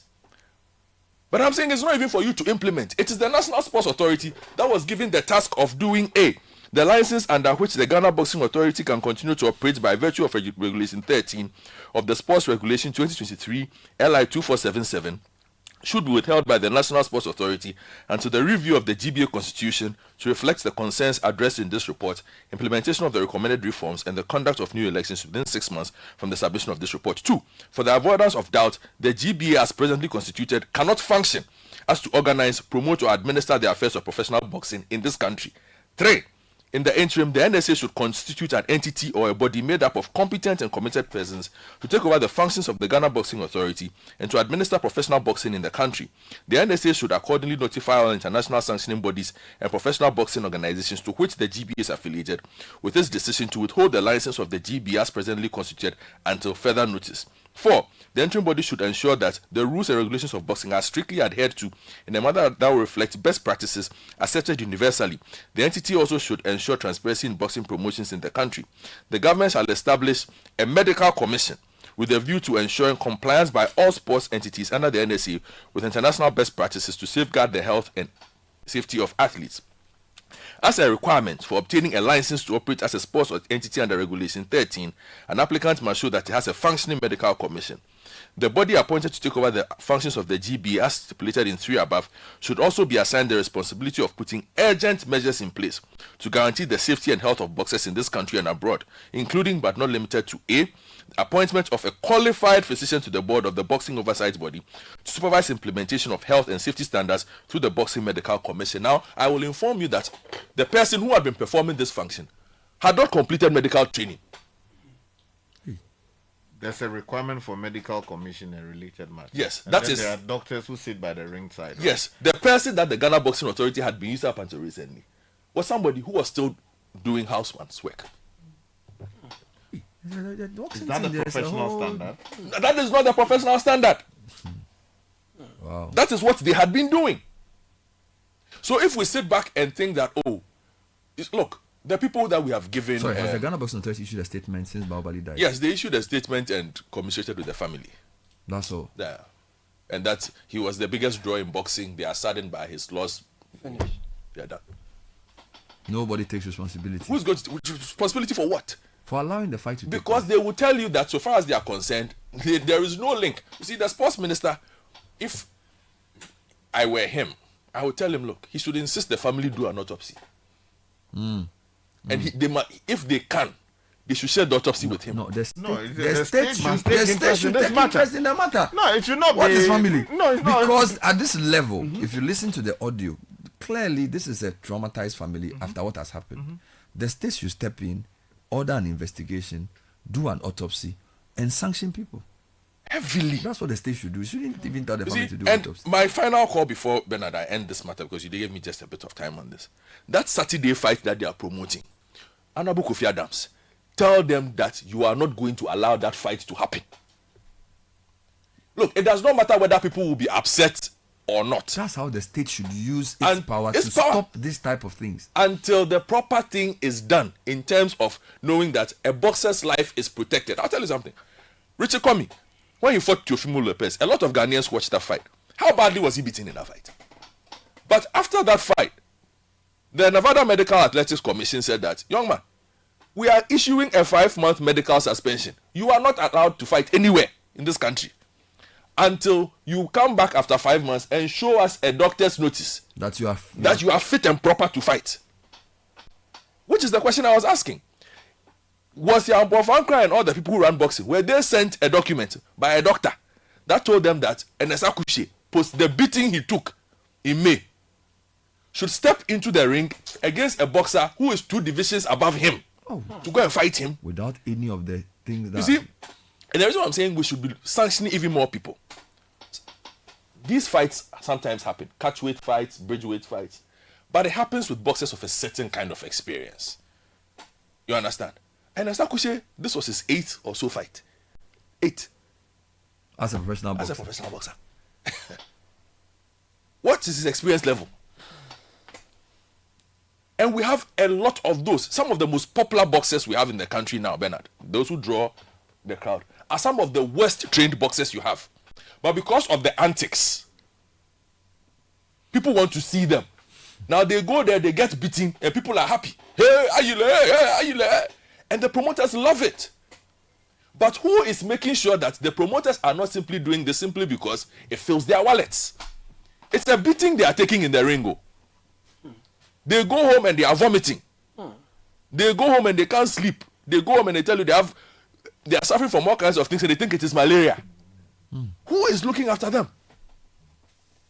So for the sake of these young men who are putting their lives at risk every single day for public entertainment, I am pleading with the sports minister.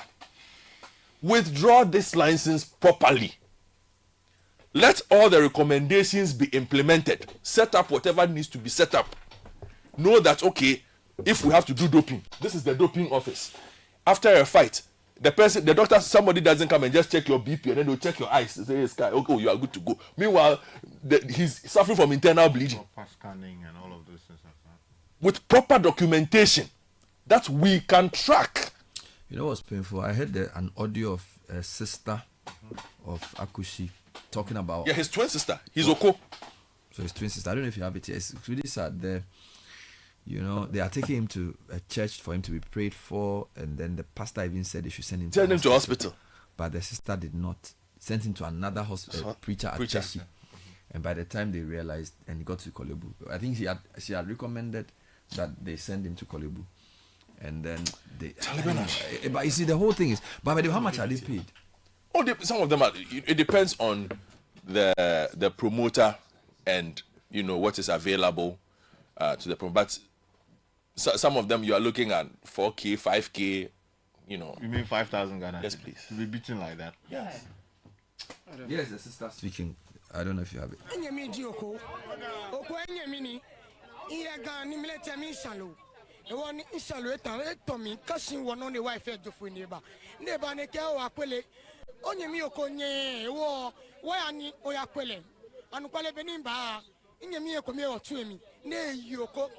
Oko tesi nika kwe mini fi onye mie wan kwale oba wole teje tuemi ni wakale ba gbona fe wakale te somo shiako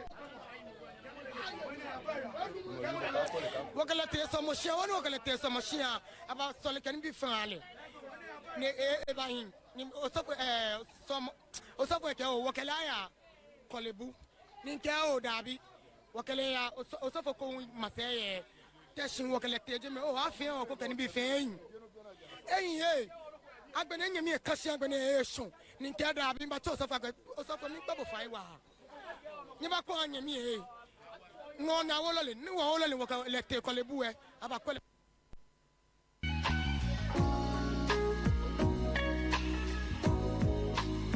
So that was the twin sister of Ernest Bahubali who died on Tuesday, less than 2 weeks after he fought a man who was probably 2 weight divisions higher than he was. Lots of questions. I think the Minister of Sports needs to get to the bottom of this. The National Sports Authority has a lot of questions to answer. The Ghana Boxing Authority. You see, this is the thing about Ghana that is bad. We say somebody's dead. Oh, it's God. Let's just leave it. No, 2 people have died this year from boxing. Any serious country will take measures to sanitize the space. And I want Kofi Adams to know that we are watching. This is time to show leadership. It doesn't matter whose ox is God because somebody is promoting a fight. Now, what even makes this worse is there's a full report which recommends specific things which have not been done. A report written by no less a person or no mean a person than Amaka Amatefu. An authority in the box. Amaka Amatefu is the deputy sports minister who took Azuma to 1983 fight in Puerto Rico. He's an authority on boxing, all right? And his first recommendation was that the Ghana Boxing Authority license be suspended. Whilst the space is sanitized, medical things must be put in place. All of this must happen. People are calling for fights, and we have ignored all of that. I think the head of the National Sports Authority also has questions to answer. Because as if they are the authority that oversees all the other professional bodies, okay, I'm not even sure if I should ask for an inquiry, because the way you describe the event, it's very clear that there were many levels of failure.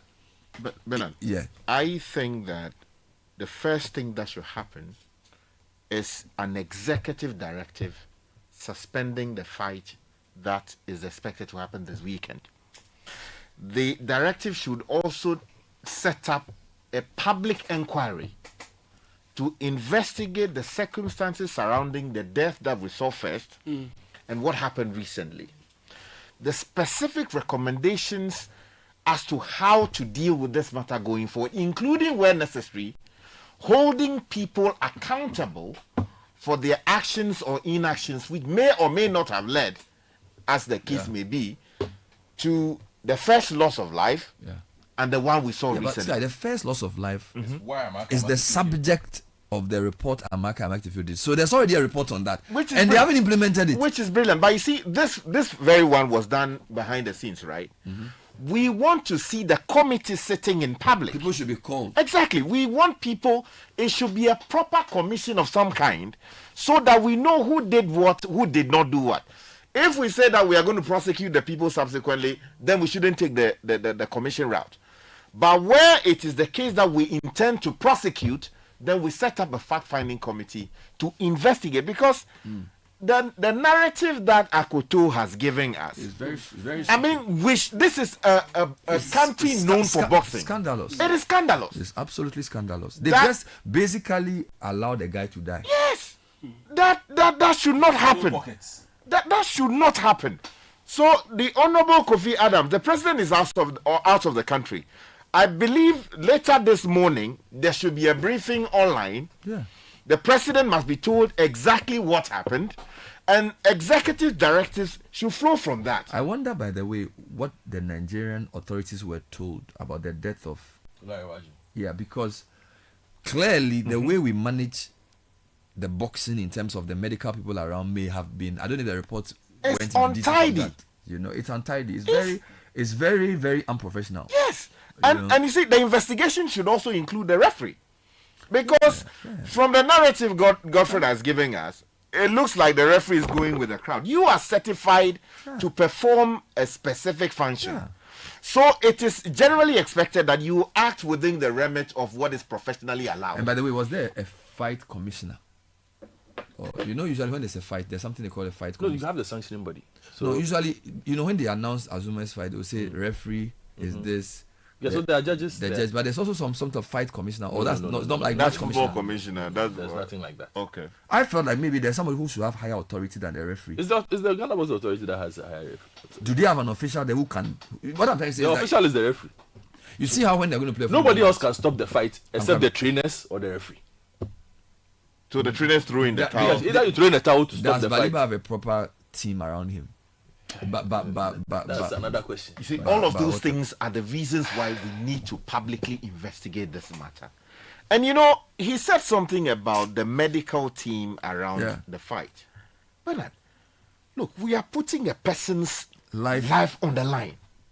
That is why a competent team, and I'm not questioning the competence of the young man, because it would seem that he's in not the process. he's in But the he hasn't process. completed. Yeah, you see, so you need a properly constituted team around that space, because if something happens, the person doesn't get immediately sent to the hospital. You must intervene immediately to ensure that some care is provided before the person is then transported. Now, if we are told that team, as of the time the fight was going on, was not properly calibrated, it raises so many issues. So all the failures that are being alleged, this would require some proper national audit. If it requires sending people home for now, while we look into the matter to establish culpability and impose sanctions that may follow, we should do that. Do you know how old the guy was, the boxer who died? I can check for you. And also whether he had family. Because for me... But Bernard, he had a wife and a child, according to Fred. But Bernard, again, my only call again with the Source Minister. Halt all boxing bouts. Yes, he has to cease. if they allow that Saturday event and other boxing events it will that be are like impunity. that, then it means they don't care. They don't care about life. Then it means they don't even know what they are doing. They should halt it. Based on the report from the Hallmark Cafe committee, I'll read a few quick comments on this. Really leaves a sour taste in the mouth to hear a person can die like this. It's terrible. It's really, really terrible. It's terrible. Bernard, I've been an advocate for banning this sport globally. Boxing isn't just risky, it's built on violence. The aim is to hit your opponent until they can't continue. That's not sport, that's harm. Blows to the head can cause brain damage, memory loss, and sometimes death. Unlike other games where injuries are accidents, in boxing, injury is the objective. We must also ask ourselves, should we really cheer while two people try to knock each other out for entertainment? Many boxers come from poor backgrounds, pushed into the ring by desperation, not choice. If bare knuckle fighting and dueling were banned for being too brutal, why should boxing be any different? For health, for dignity, and for life, please, it's time to ban boxing. So this is from a listener. We're told he died at 32. 32 years old. Yeah. And from the narrative you heard from the sister, again, see, look at the go to hospital. Then they said they would take her to a pastor. Yeah, you see. And the pastor even says take the person to hospital. They said no. Sky, it's a lot of things. Oh, no. It's a lot of things. It's a lot of things. Some comments are in, Kakra. Yeah, some messages coming through. This is from Kojo in Adenta. He says, good morning, Bernard. This is the second time a boxer has died in less than 7 months. The case of the Nigerian boxer who died in Ghana from cardiac arrest and this Buhabali issue. There are rumors Bahubali. It's an Indian movie.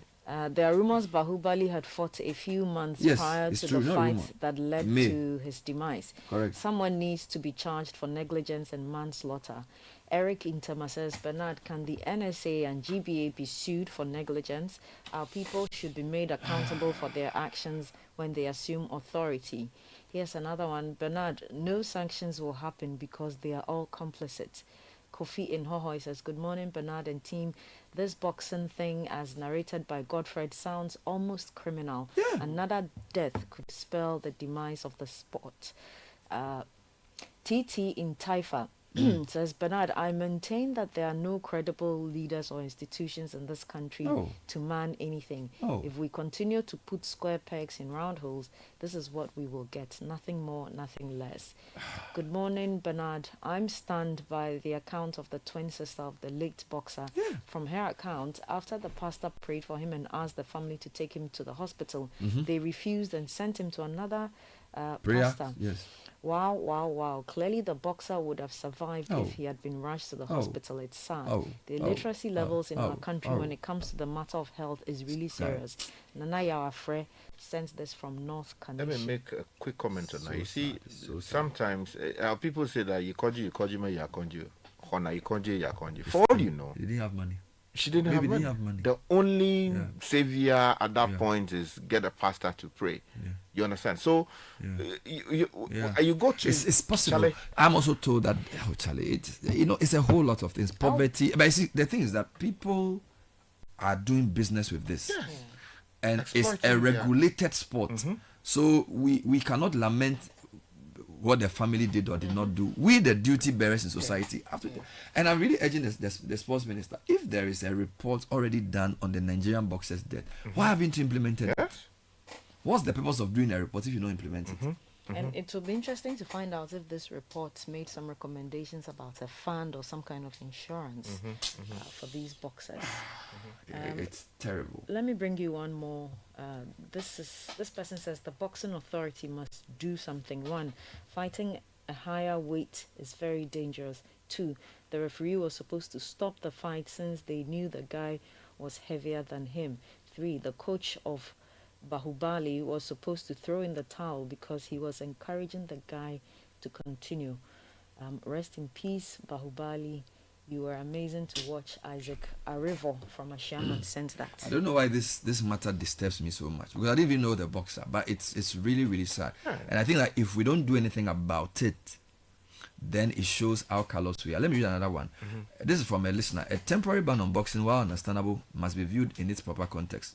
Boxing in Ghana is not a private enterprise. It is a subsidized sport underwritten by the state.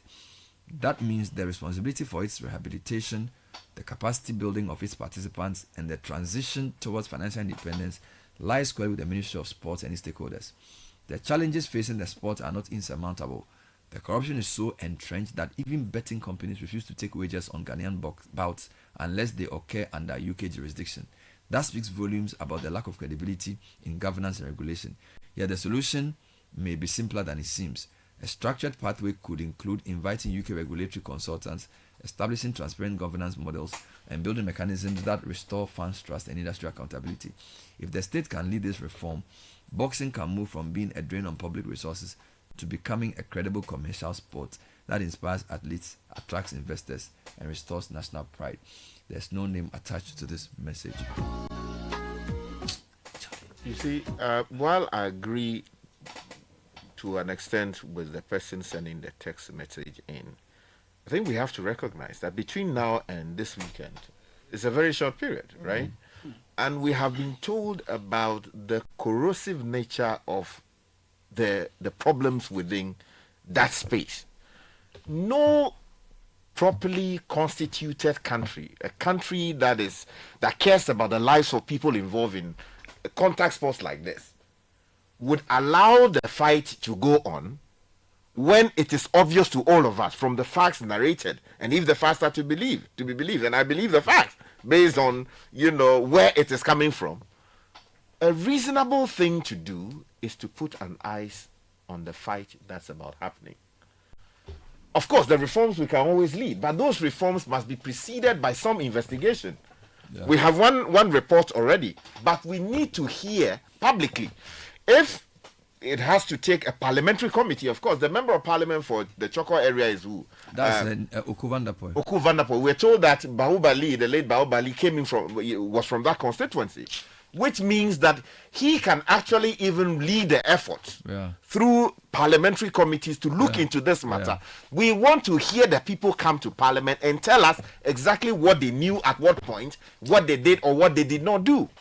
And their recommendations, where appropriate, will include that we should refer this matter to the Attorney General for prosecution, and hopefully the right set of things will be done. We should not, in the name of saying, the sports, private people are involved, the state is also subsidizing, and that there are challenges, say that, let's handle this thing piecemeal. No. It requires some action. I remember those early years when we were watching, boxing on black and white television. There was passion for it because we're doing the right set of things. Now it would seem that nobody cares about what to do to ensure that the right thing is done. We cannot continue like that. We'll follow up on this issue.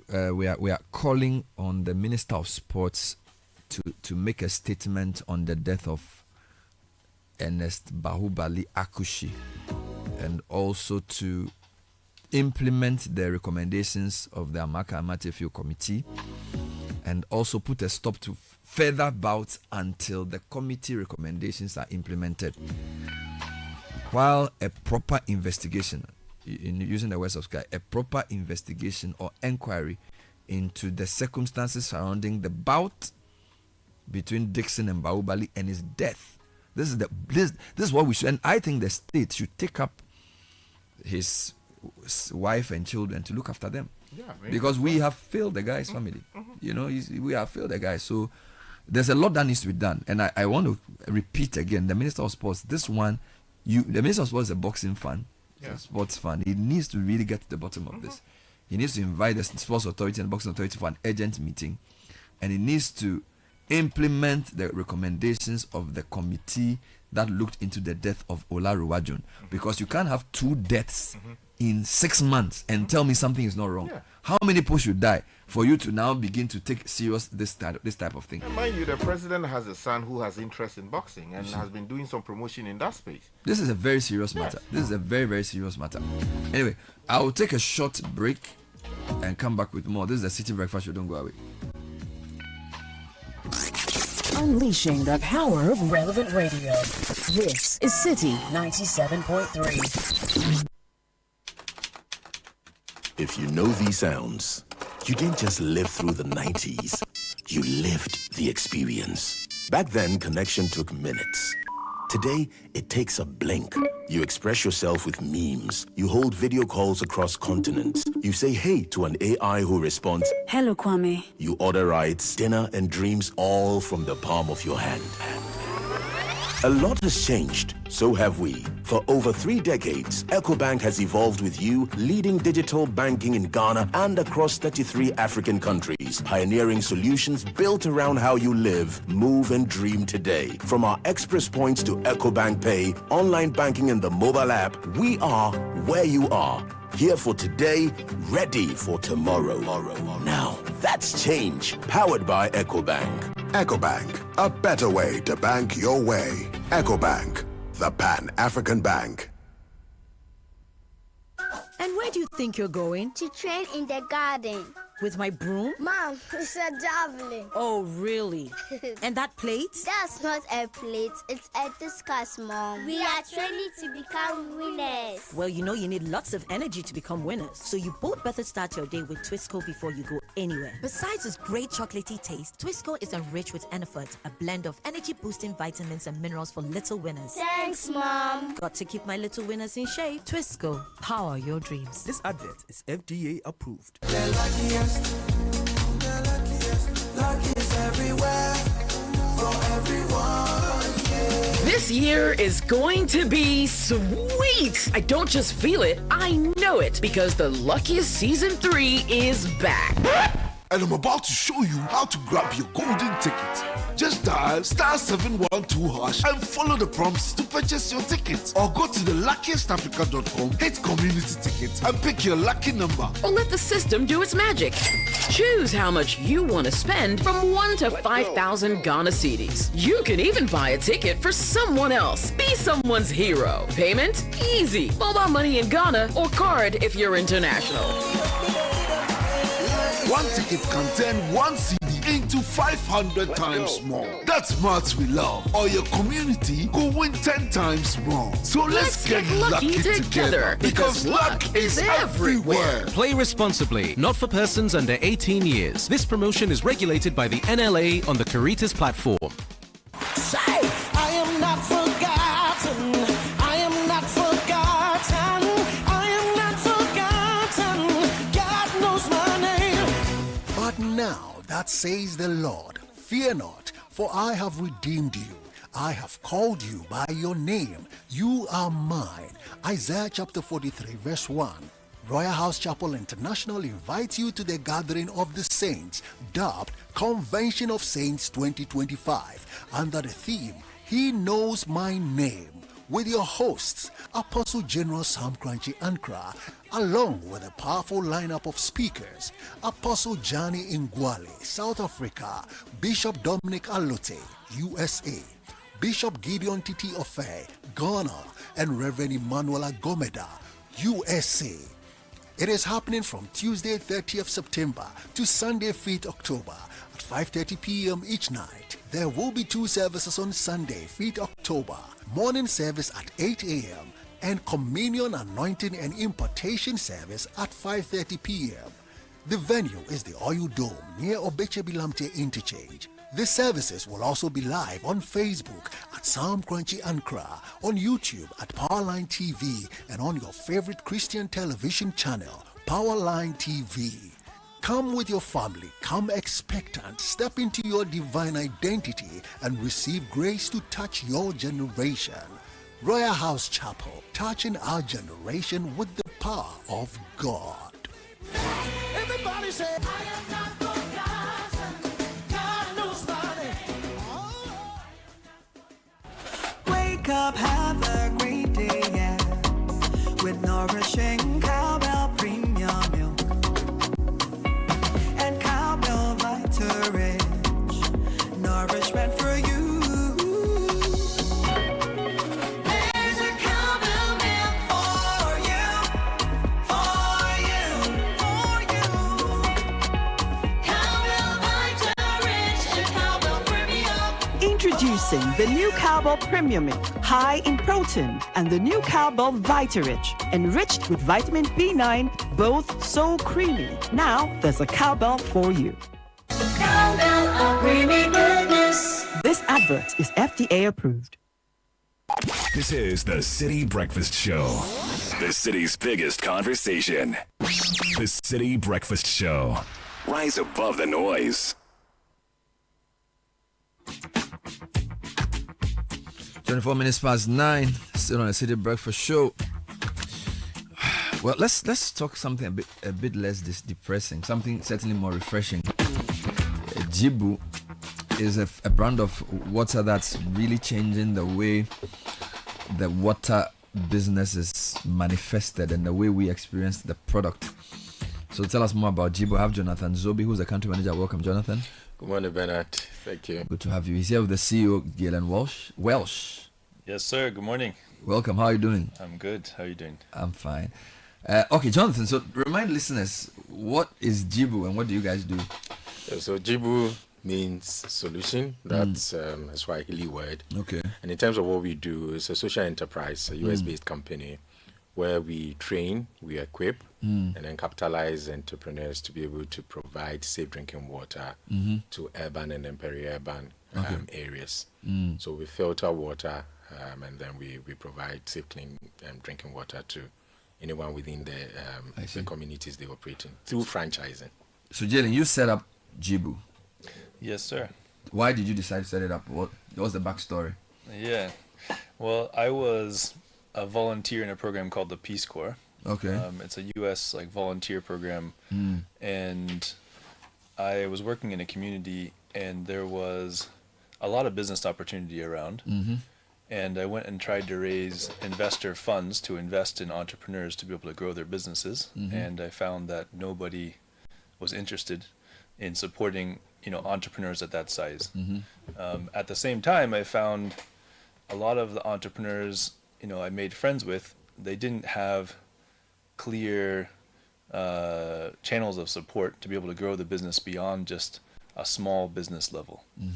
So the original idea for Jibu was, how do we combine financing with a proven business model or tracks to run in to enable entrepreneurs to grow their business beyond just this small business level, so they can actually have a growth business that generates real meaningful income, meaningful wealth, for entrepreneurs. So it was the frustration in seeing the gaps in trust between investors and capital and the opportunities in the market with local entrepreneurs. Was this what informed your decision to choose the franchise model? Yeah, exactly. I mean, I'm American, so growing up in the States, you're surrounded by franchises. Actually, 12% of US GDP is just in franchising. And I got exposed to, there's something called the International Franchise Association. They have like a 5,000 person convention every year. And that convention is crazy because you find, it's really a bunch of people who have kind of true stories of the American dream, so to speak, where they start with nothing, they start franchises or they start a franchise system, and they've really, made a name for themselves. And there's just so many stories like that, in the U.S. And so a lot of the generation of a middle class altogether in the U.S. in a large part, franchising was a contributor to that. So the franchise model. I mean, the Jibu franchise model is a little bit adapted. Normally in a franchise model, the franchisee would bring the money, bring the financing. So if you want to start a KFC, you have to invest building out the shop according to KFC standards, all of that stuff. And then you pay the royalties and all that stuff. So in Jibu's case, it's different because we're bringing the financing up front. We, of course, want co-investment from franchisees, but we're trying to find the type of entrepreneur who will really engage in the business, full time and make it something more than just a passive investment. So you started this in East Africa, and I'm told Ghana is your first entry into West Africa, correct? That's right. Yeah. How was the East Africa experience, and why did you decide to come to Ghana as your first entry into the West African sub-region? Yeah. Well, Ghana's a pretty cool place. Yeah, of course it is. No, I mean, it's just there's a vibe here. I mean, people are very friendly, welcoming. It's an open culture. I think, I mean, there's also the English speaking aspect compared to like going to Francophone. And we felt, you know, when I came here, it felt so similar to some of the other markets we work in East Africa. And so when we did the exploration around the region, this just seemed like the obvious choice. There really wasn't that much competition as far as the place that's most welcoming and the easiest to sort of understand and dig in. So. All right. So how different is East Africa from West Africa in relation to things like consumer behavior towards, say, plastic use? Because I feel your value proposition includes reuse and that type of thing. So talk to me about that. Yeah, so we don't do any single use. We only do refills. And that's partly because our model is decentralized production. So every franchise owner has their own production facility. In order to really make water affordable, customers have to be paying for the water only. Not the bottle. At the point you start doing single use, then you're actually paying for the plastic. That's the main thing you're paying for as the consumer. So the nature of decentralizing ownership requires we need to have fundamental economics that make it price friendly for customers. So but I mean, as far as the differences culturally between East Africa and here, it's huge. I mean, there's massive differences everywhere we go, and that's the advantage of a franchise model. Is we don't. It's not some American dude coming in and saying, "This is how it has to work." It's that we're partnering eye to eye with local entrepreneurs who know this market, who know consumer mindset, all that, and we're adapting to each place, based on those partnerships we have with local entrepreneurs. So if there's an entrepreneur looking for a meaningful business opportunity, what do you have to tell them about the Jibu opportunity? Well, I'll defer to Jonathan on that. Jonathan, let's talk about that. Yeah, so for any entrepreneur that's looking for any opportunity to be able to invest, I know because of the issue we had some time back in this country where people now struggle to find a place to invest money and then get the return on their investment. And for you to be able to make the necessary investment and then get the right return on investment, Jibu offers you the opportunity where you'll be able to be involved with whatever you put your money in to be able to get the needed investment as you're looking at it. So how does a person become a franchisee? So for anyone that's looking to become a franchisee, you go through a process. So the first process is you become a reseller. Now, through the reselling, what the objective or the idea behind the reselling is for you to have an idea what the business model is before you go in full blown. And it also helps you assess, is this something I really want to get into? And then it also helps you understand the business model and then all the requirements before you go in with all your hands and legs. So you go through the reselling process, and then once you're done, we assess. And then once you're done with that, we go through, you sign the necessary contracts, you pay the franchise license fee. You're actually giving an allocated territory that you are the only franchisee that can sell within that particular territory, and then we set you up. So let's just understand how. So you're saying your business, unlike somebody just going to a big warehouse to pick the water and come and sell, the franchisee produces the water? Yes. In their house? No, the franchise location certified by FDA. So you have a system that can help them produce the water? Yes. And then they sell through the resellers? Yes. And then the buyers, the bottle or the container is returned? Yes, it's returned. So I'm only paying for the water, not the bottles or the containers, because essentially the container can be reused. Yes. Wow. And you think consumers prefer this?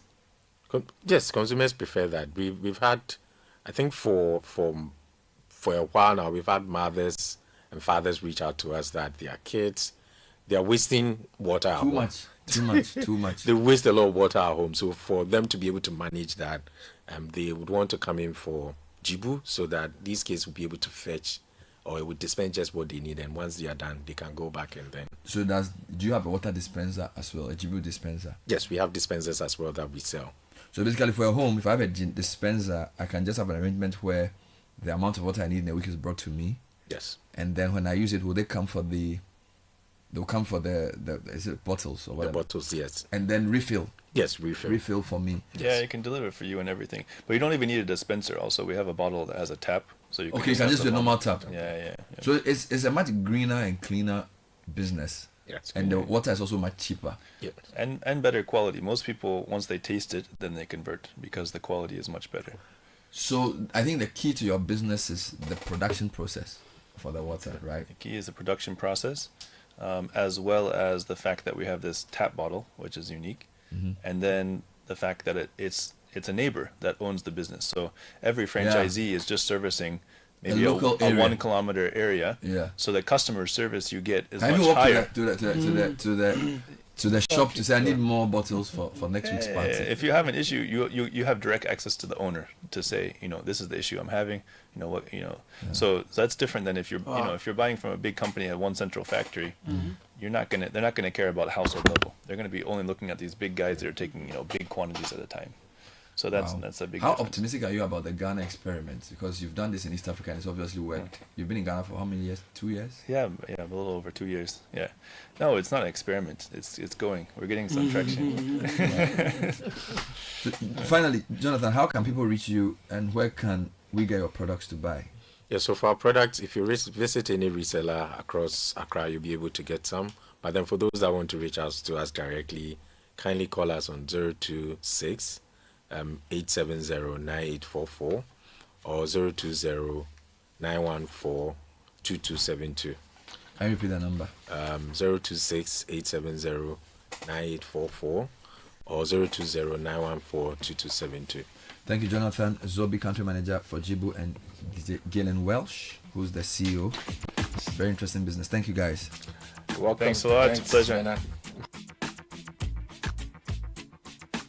9:35. Save the date. The 9th edition of the quarterly Omnibasic Bank Health Walk is here. October 4th, 5:30 a.m. University of Ghana Sports Stadium. Outfit anything sporty. Come with friends and family. Let's keep fit and network together. For more information, call 030 7086 000. Yes, please. When it comes to business trips, you need travel that fits around your schedule. Fly Emirates to Beijing, Shanghai, Guangzhou, Hangzhou, and Shenzhen in the Chinese mainland with the convenience of daily flights from Accra via Dubai. On board, you can relax in comfort with world-class hospitality, explore up to 6,500 channels of entertainment, and stay connected with free Wi-Fi. Get more from your business travel with Emirates, your gateway to Chinese mainland. Fly Emirates, fly better. You've been planning and waiting for the right time to make your move. Well, Stanbic Bank rates have dropped and this is the time. Take those bold steps and fund your dream with a Stanbic personal loan, vehicle loan, consumer finance, solar loan, or home loan or credit card. Be unstoppable with Stanbic Bank. Visit stanbicbank.com.gh to get started. We have all the flavors you're looking for. That's Piva beverages. We have Piva Cola, Piva Orange, Piva Cocktail, Piva Grape, and Piva Tangy. Please grab yours now. We are available at a local store near you. 0550-032-231 is the number to call. Piva beverages, a taste you will love.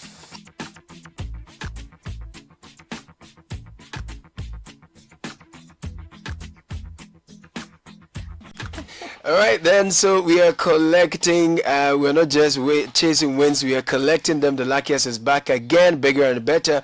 Chances to change your life first. Grab your phone and dial star 712#. Choose option 1 to buy a ticket for yourself, or option 2 to buy one for someone. If you want the system to generate a lucky ticket for you, go with option 1 again. And if you prefer to choose your own ticket, then you choose option 2. Confirm your payment with Momo and you're in. For those online, please head to the luckiestafrica.com and register. Tap on community tickets to either pick your own lucky number or let the system choose for you. You can buy a ticket for someone else too. You pay with Momo if you're in Ghana, or with your card if you're abroad. This is your golden chance. Hop on and let's get lucky together, because luck is everywhere. City Business Olympics is happening on Saturday. Yeah, man. Universal Merchant Bank UMB is our lead sponsor. I have in studio Edem Naite, who's the head of corporate communications. Faustina Pia is the manager for internal and external relations. And they're here to talk about the motivation behind sponsoring the City Business Olympics and how this ties into your broader vision. Ladies, welcome to the show. Thank you. Good to see you. How are you guys doing? We're good. Very Wonderful. good. Bernard, so Edem is an example of the media losing some of our finance to the corporate. I do know if you got that.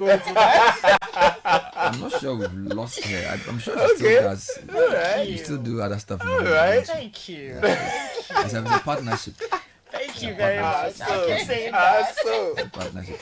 So, what motivated you, MB, to sponsor City Business Olympics? And just talk to me a bit about this. Okay, great. So this will be our first time being on the City Business Olympics. We've observed it, and we think that, look, it's a very good platform for us.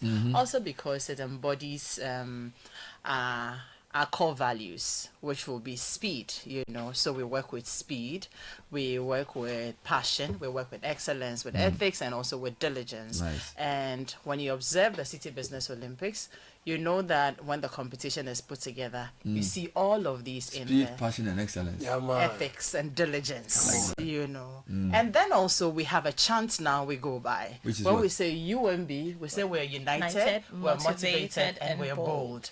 And so, so it's a very bold decision. United, motivated, and bold. Exactly. We're taking to be here. Wow. And also to get our team members, wearing the mustard spirit. We're coming there in our mustard colors for the day. Where mustard is like yellow with some coins. Yes. Yellow. Because the mustard. I don't like it when people say yellow. It's mustard, and we want to keep it that way. Some of us are not good with colors.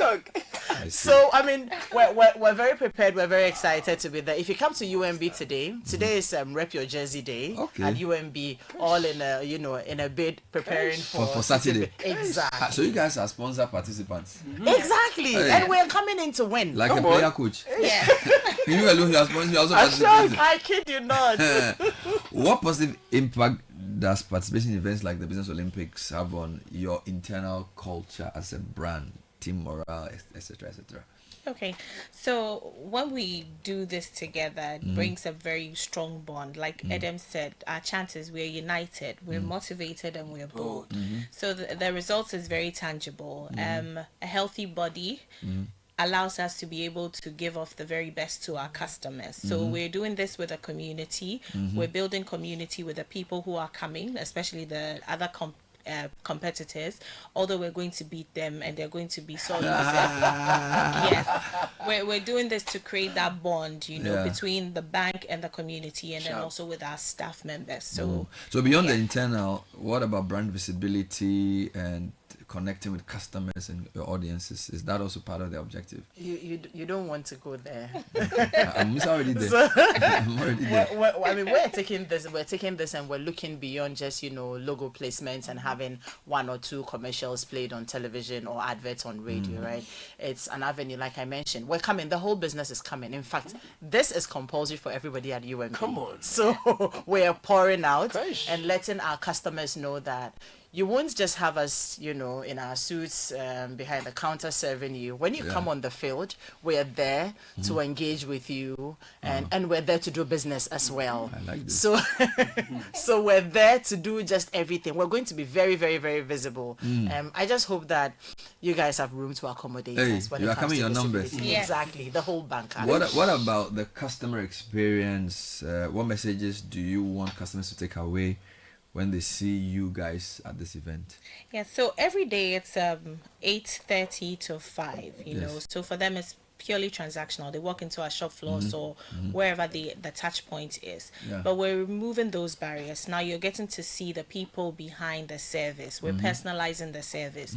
So we're coming to you, we're building community, we're engaging more deeply. Like Edem said, we are also on the field to do business. So all the relevant questions or the feedback you want to give us, that's the time to. And then we're playing. So we're making you feel us in our hearts, mind, and soul. So anytime you experience any body from UMB, you do realize that there's a human form to the service we deliver, and that's what we call customer service revolution. We're not just slapping products and services, we're personalizing it, and we tailor the products and services to you. So that's basically all that we're doing. I see. And so there are many brands in this year's competition, right? So what makes your participation unique? What differentiates you from the others, or what will differentiate you from the others? One, because we are sponsors also, and we're partnering with you. And so we're not just coming in as participants, we are partners in this. We've talked about our strategy for brand visibility.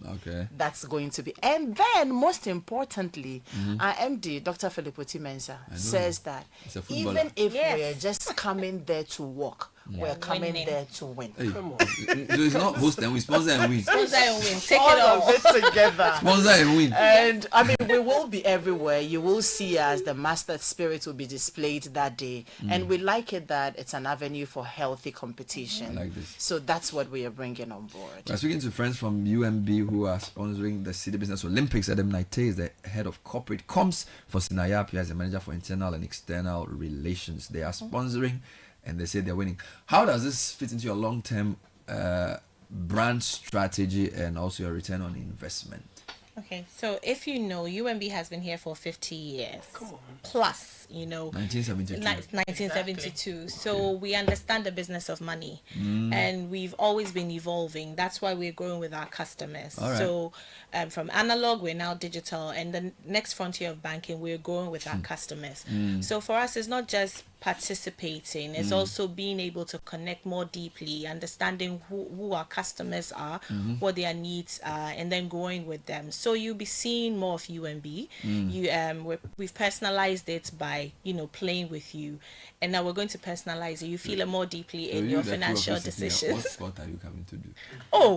I'm playing basketball. Lime and spoon race. Exactly. You are playing basketball? Lime and spoon. I'm Steph Curry on the court. Lime and spoon. And then sack race. Because of why? Are you a basketball player? I was when I was in high school. Yes. I can still make shots. So 3-pointers. Don't mess with me. Okay. And you are doing what, lime and spoon? Yes. And sack race. Okay, let's end this.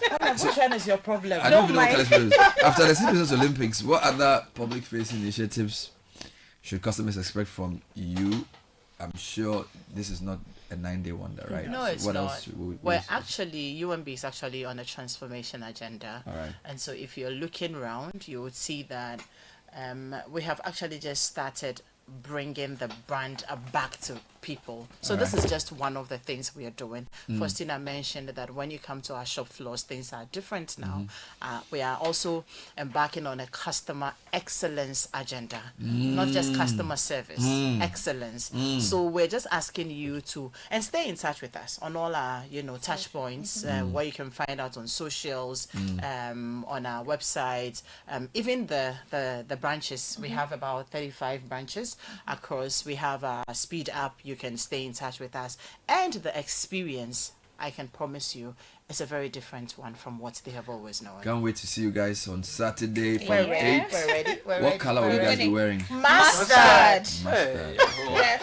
Mustard. Okay, no mustard. No black, just mustard. Mustard. I mean, you will see dots of black, but then the mustard is standing out. Yeah. Yes. Yeah, Adam and Faustina. Basketball and also lime and spoon. After Monday, everybody know their smoothness level.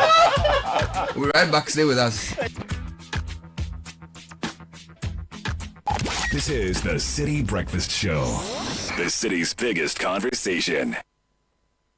It's the Electroland Back to School promo. Get huge deals on NASCO LED TVs from 899 cedis, washing machines from 1,399 Ghana cedis with free iron on some models, AC from 2,799 Ghana cedis, TCL TVs with free 43 or 55 inches TV on selected purchases. Grab a Samsung 43 to 65 UHD Smart 4K TVs and get a free TV wall bracket. NASCO top and bottom mount fridges from 1,499 Ghana cedis with free portable juicer. Ceiling fan for 449 Ghana cedis. Grill microwave from 949 Ghana cedis. Garment steamer for 699 Ghana cedis. NASCO blender for 219 cedis. Tabletop burner for 449 Ghana cedis. Rush and get yours. Visit www.electrolandgh.com or call 0503 159 739. Don't miss out on these amazing deals. Do you know what that is? It's the sound of me looking into my Nido 23 grams promo sachet for a code so I can win in the Nido Opatampamo promo. Yes, the promo is back again. Bigger and better. Become one of the 5 lucky winners of a fully paid family getaway in Nido's Opatampamo promo. Look inside your Nido 23 gram promo sachet for a code and dial *380*11# and follow the prompts for a chance to win big at Dipashimwampa. Nido, your love, their future. This advert is FDA approved. This promo is regulated by the NLA on the Caritas Lottery platform. T's and C's apply. It's our last Citi encounter of the year. Let's close out 2025 in style. Join the KICC family at the Accra City Hotel on Barnes Road this September, Thursday 25th at 6:15 p.m. for a time of powerful worship, warm fellowship with people from all walks of life, and a transformative word to ignite your spirit. Don't come alone. Invite your friends, colleagues, and loved ones to this refreshing evening. Save the date. Spread the word. Show up expectant. We can't wait to see you at Accra City Hotel on Thursday, September 25th at 6:15 p.m. Come expectant, leave empowered. Are you hoping to start university this October? If you want a British degree from a world-class university at a fraction of the cost, then join Lancaster University Ghana in Accra. With a diverse student community, vibrant campus life, and up to 50% scholarship to support your study, Lancaster University Ghana provides you with a world-class education that creates endless possibilities globally. Don't miss this once-in-a-lifetime opportunity. Apply to join Lancaster University Ghana, where learners become leaders. Admissions are currently open for our 2024 intakes. Apply now for our foundation and undergraduate programs. For more information, contact us at +233 030 221 8989 or send an email to admissions@lancaster.edu.gh. Lancaster University Ghana, the only British university campus in West Africa. First impressions matter. Make yours unforgettable with the irresistible scent of Princess Body Mist and Roll-On. Designed for every lady who wants to leave a lasting impression wherever she goes. And for our gentlemen, there is Style Up Perfume and Roll-On. Elevate your presence with a confident, masculine fragrance that keeps you dry and fresh all day. Because your fragrance should speak before you do, use Princess Body Mist and Roll-On and Style Up Perfume and Roll-On. Your daily essentials for smelling good from dawn till dusk. Princess and Style Up. Smell good and feel great together. The GC brand. It's all about you. This advert is FDA approved. Ebusuafo ehiem enuanum edwendwen sene wo beye maame yi mensa ka 15,000 Ghana cedis efri ayofo ho busumi bia metua 15 cedis pe mede ne nyina eboa ya maame yi no mensuma je 10,000 Ghana cedis efri ayofo nchen medie 10 cedis na metua free me momo busumi bia menko ade misika na ama o ayofo ne se amfa na se ye nyina na register ayo family cover no na wo kai last a wo de sika to wo momo so asa cheka crowd chese wontua wo ayo ntoboa no se wentua wo ayo family cover sika no busumi bia policy no enye adwuma enti hwese wo ni wadofo bambo no beye adwuma hwese sika be wo momo no so abri bia na wetumi etua busumi bia entem so pe ayo package a ebeboa wo nya bambo pa kai se nhihye kakra da ho we ye nhihye free Salam Alliance Life Insurance Ghana Limited. Ayo, because you care. Be there for you and your family. And where do you think you're going? To train in the garden. With my broom? Mom, it's a javelin. Oh, really? And that plate? That's not a plate. It's a discus, Mom. We are training to become winners. Well, you know you need lots of energy to become winners. So you both better start your day with Twisco before you go anywhere. Besides its great chocolatey taste, Twisco is enriched with Enerfert, a blend of energy-boosting vitamins and minerals for little winners. Thanks, Mom. Got to keep my little winners in shape. Twisco, power your dreams. This advert is FDA approved. Join the conversation on the Citi Breakfast Show on Facebook at facebook.com/Citi97.3, Twitter at twitter.com/Citi973, and Instagram at instagram.com/Citi973 with the hashtag CitiCBS.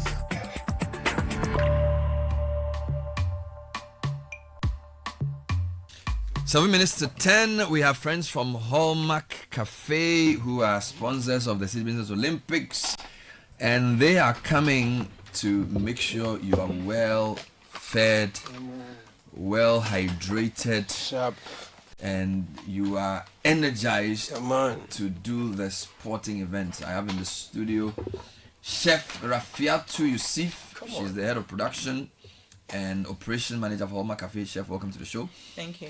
And Williams Joshua Kwaku. Thank you very much. Who is the business innovation and strategy manager. So let's talk about the business. Tell me about Hallmark Cafe. What do you guys do? Okay, so Hallmark Cafe started 4 years ago. Okay. On October 9th, 2001, and we are 2021. Yes, we are a restaurant. Mm-hmm. We actually started like a cafe, but now we've grown into a restaurant. Yes.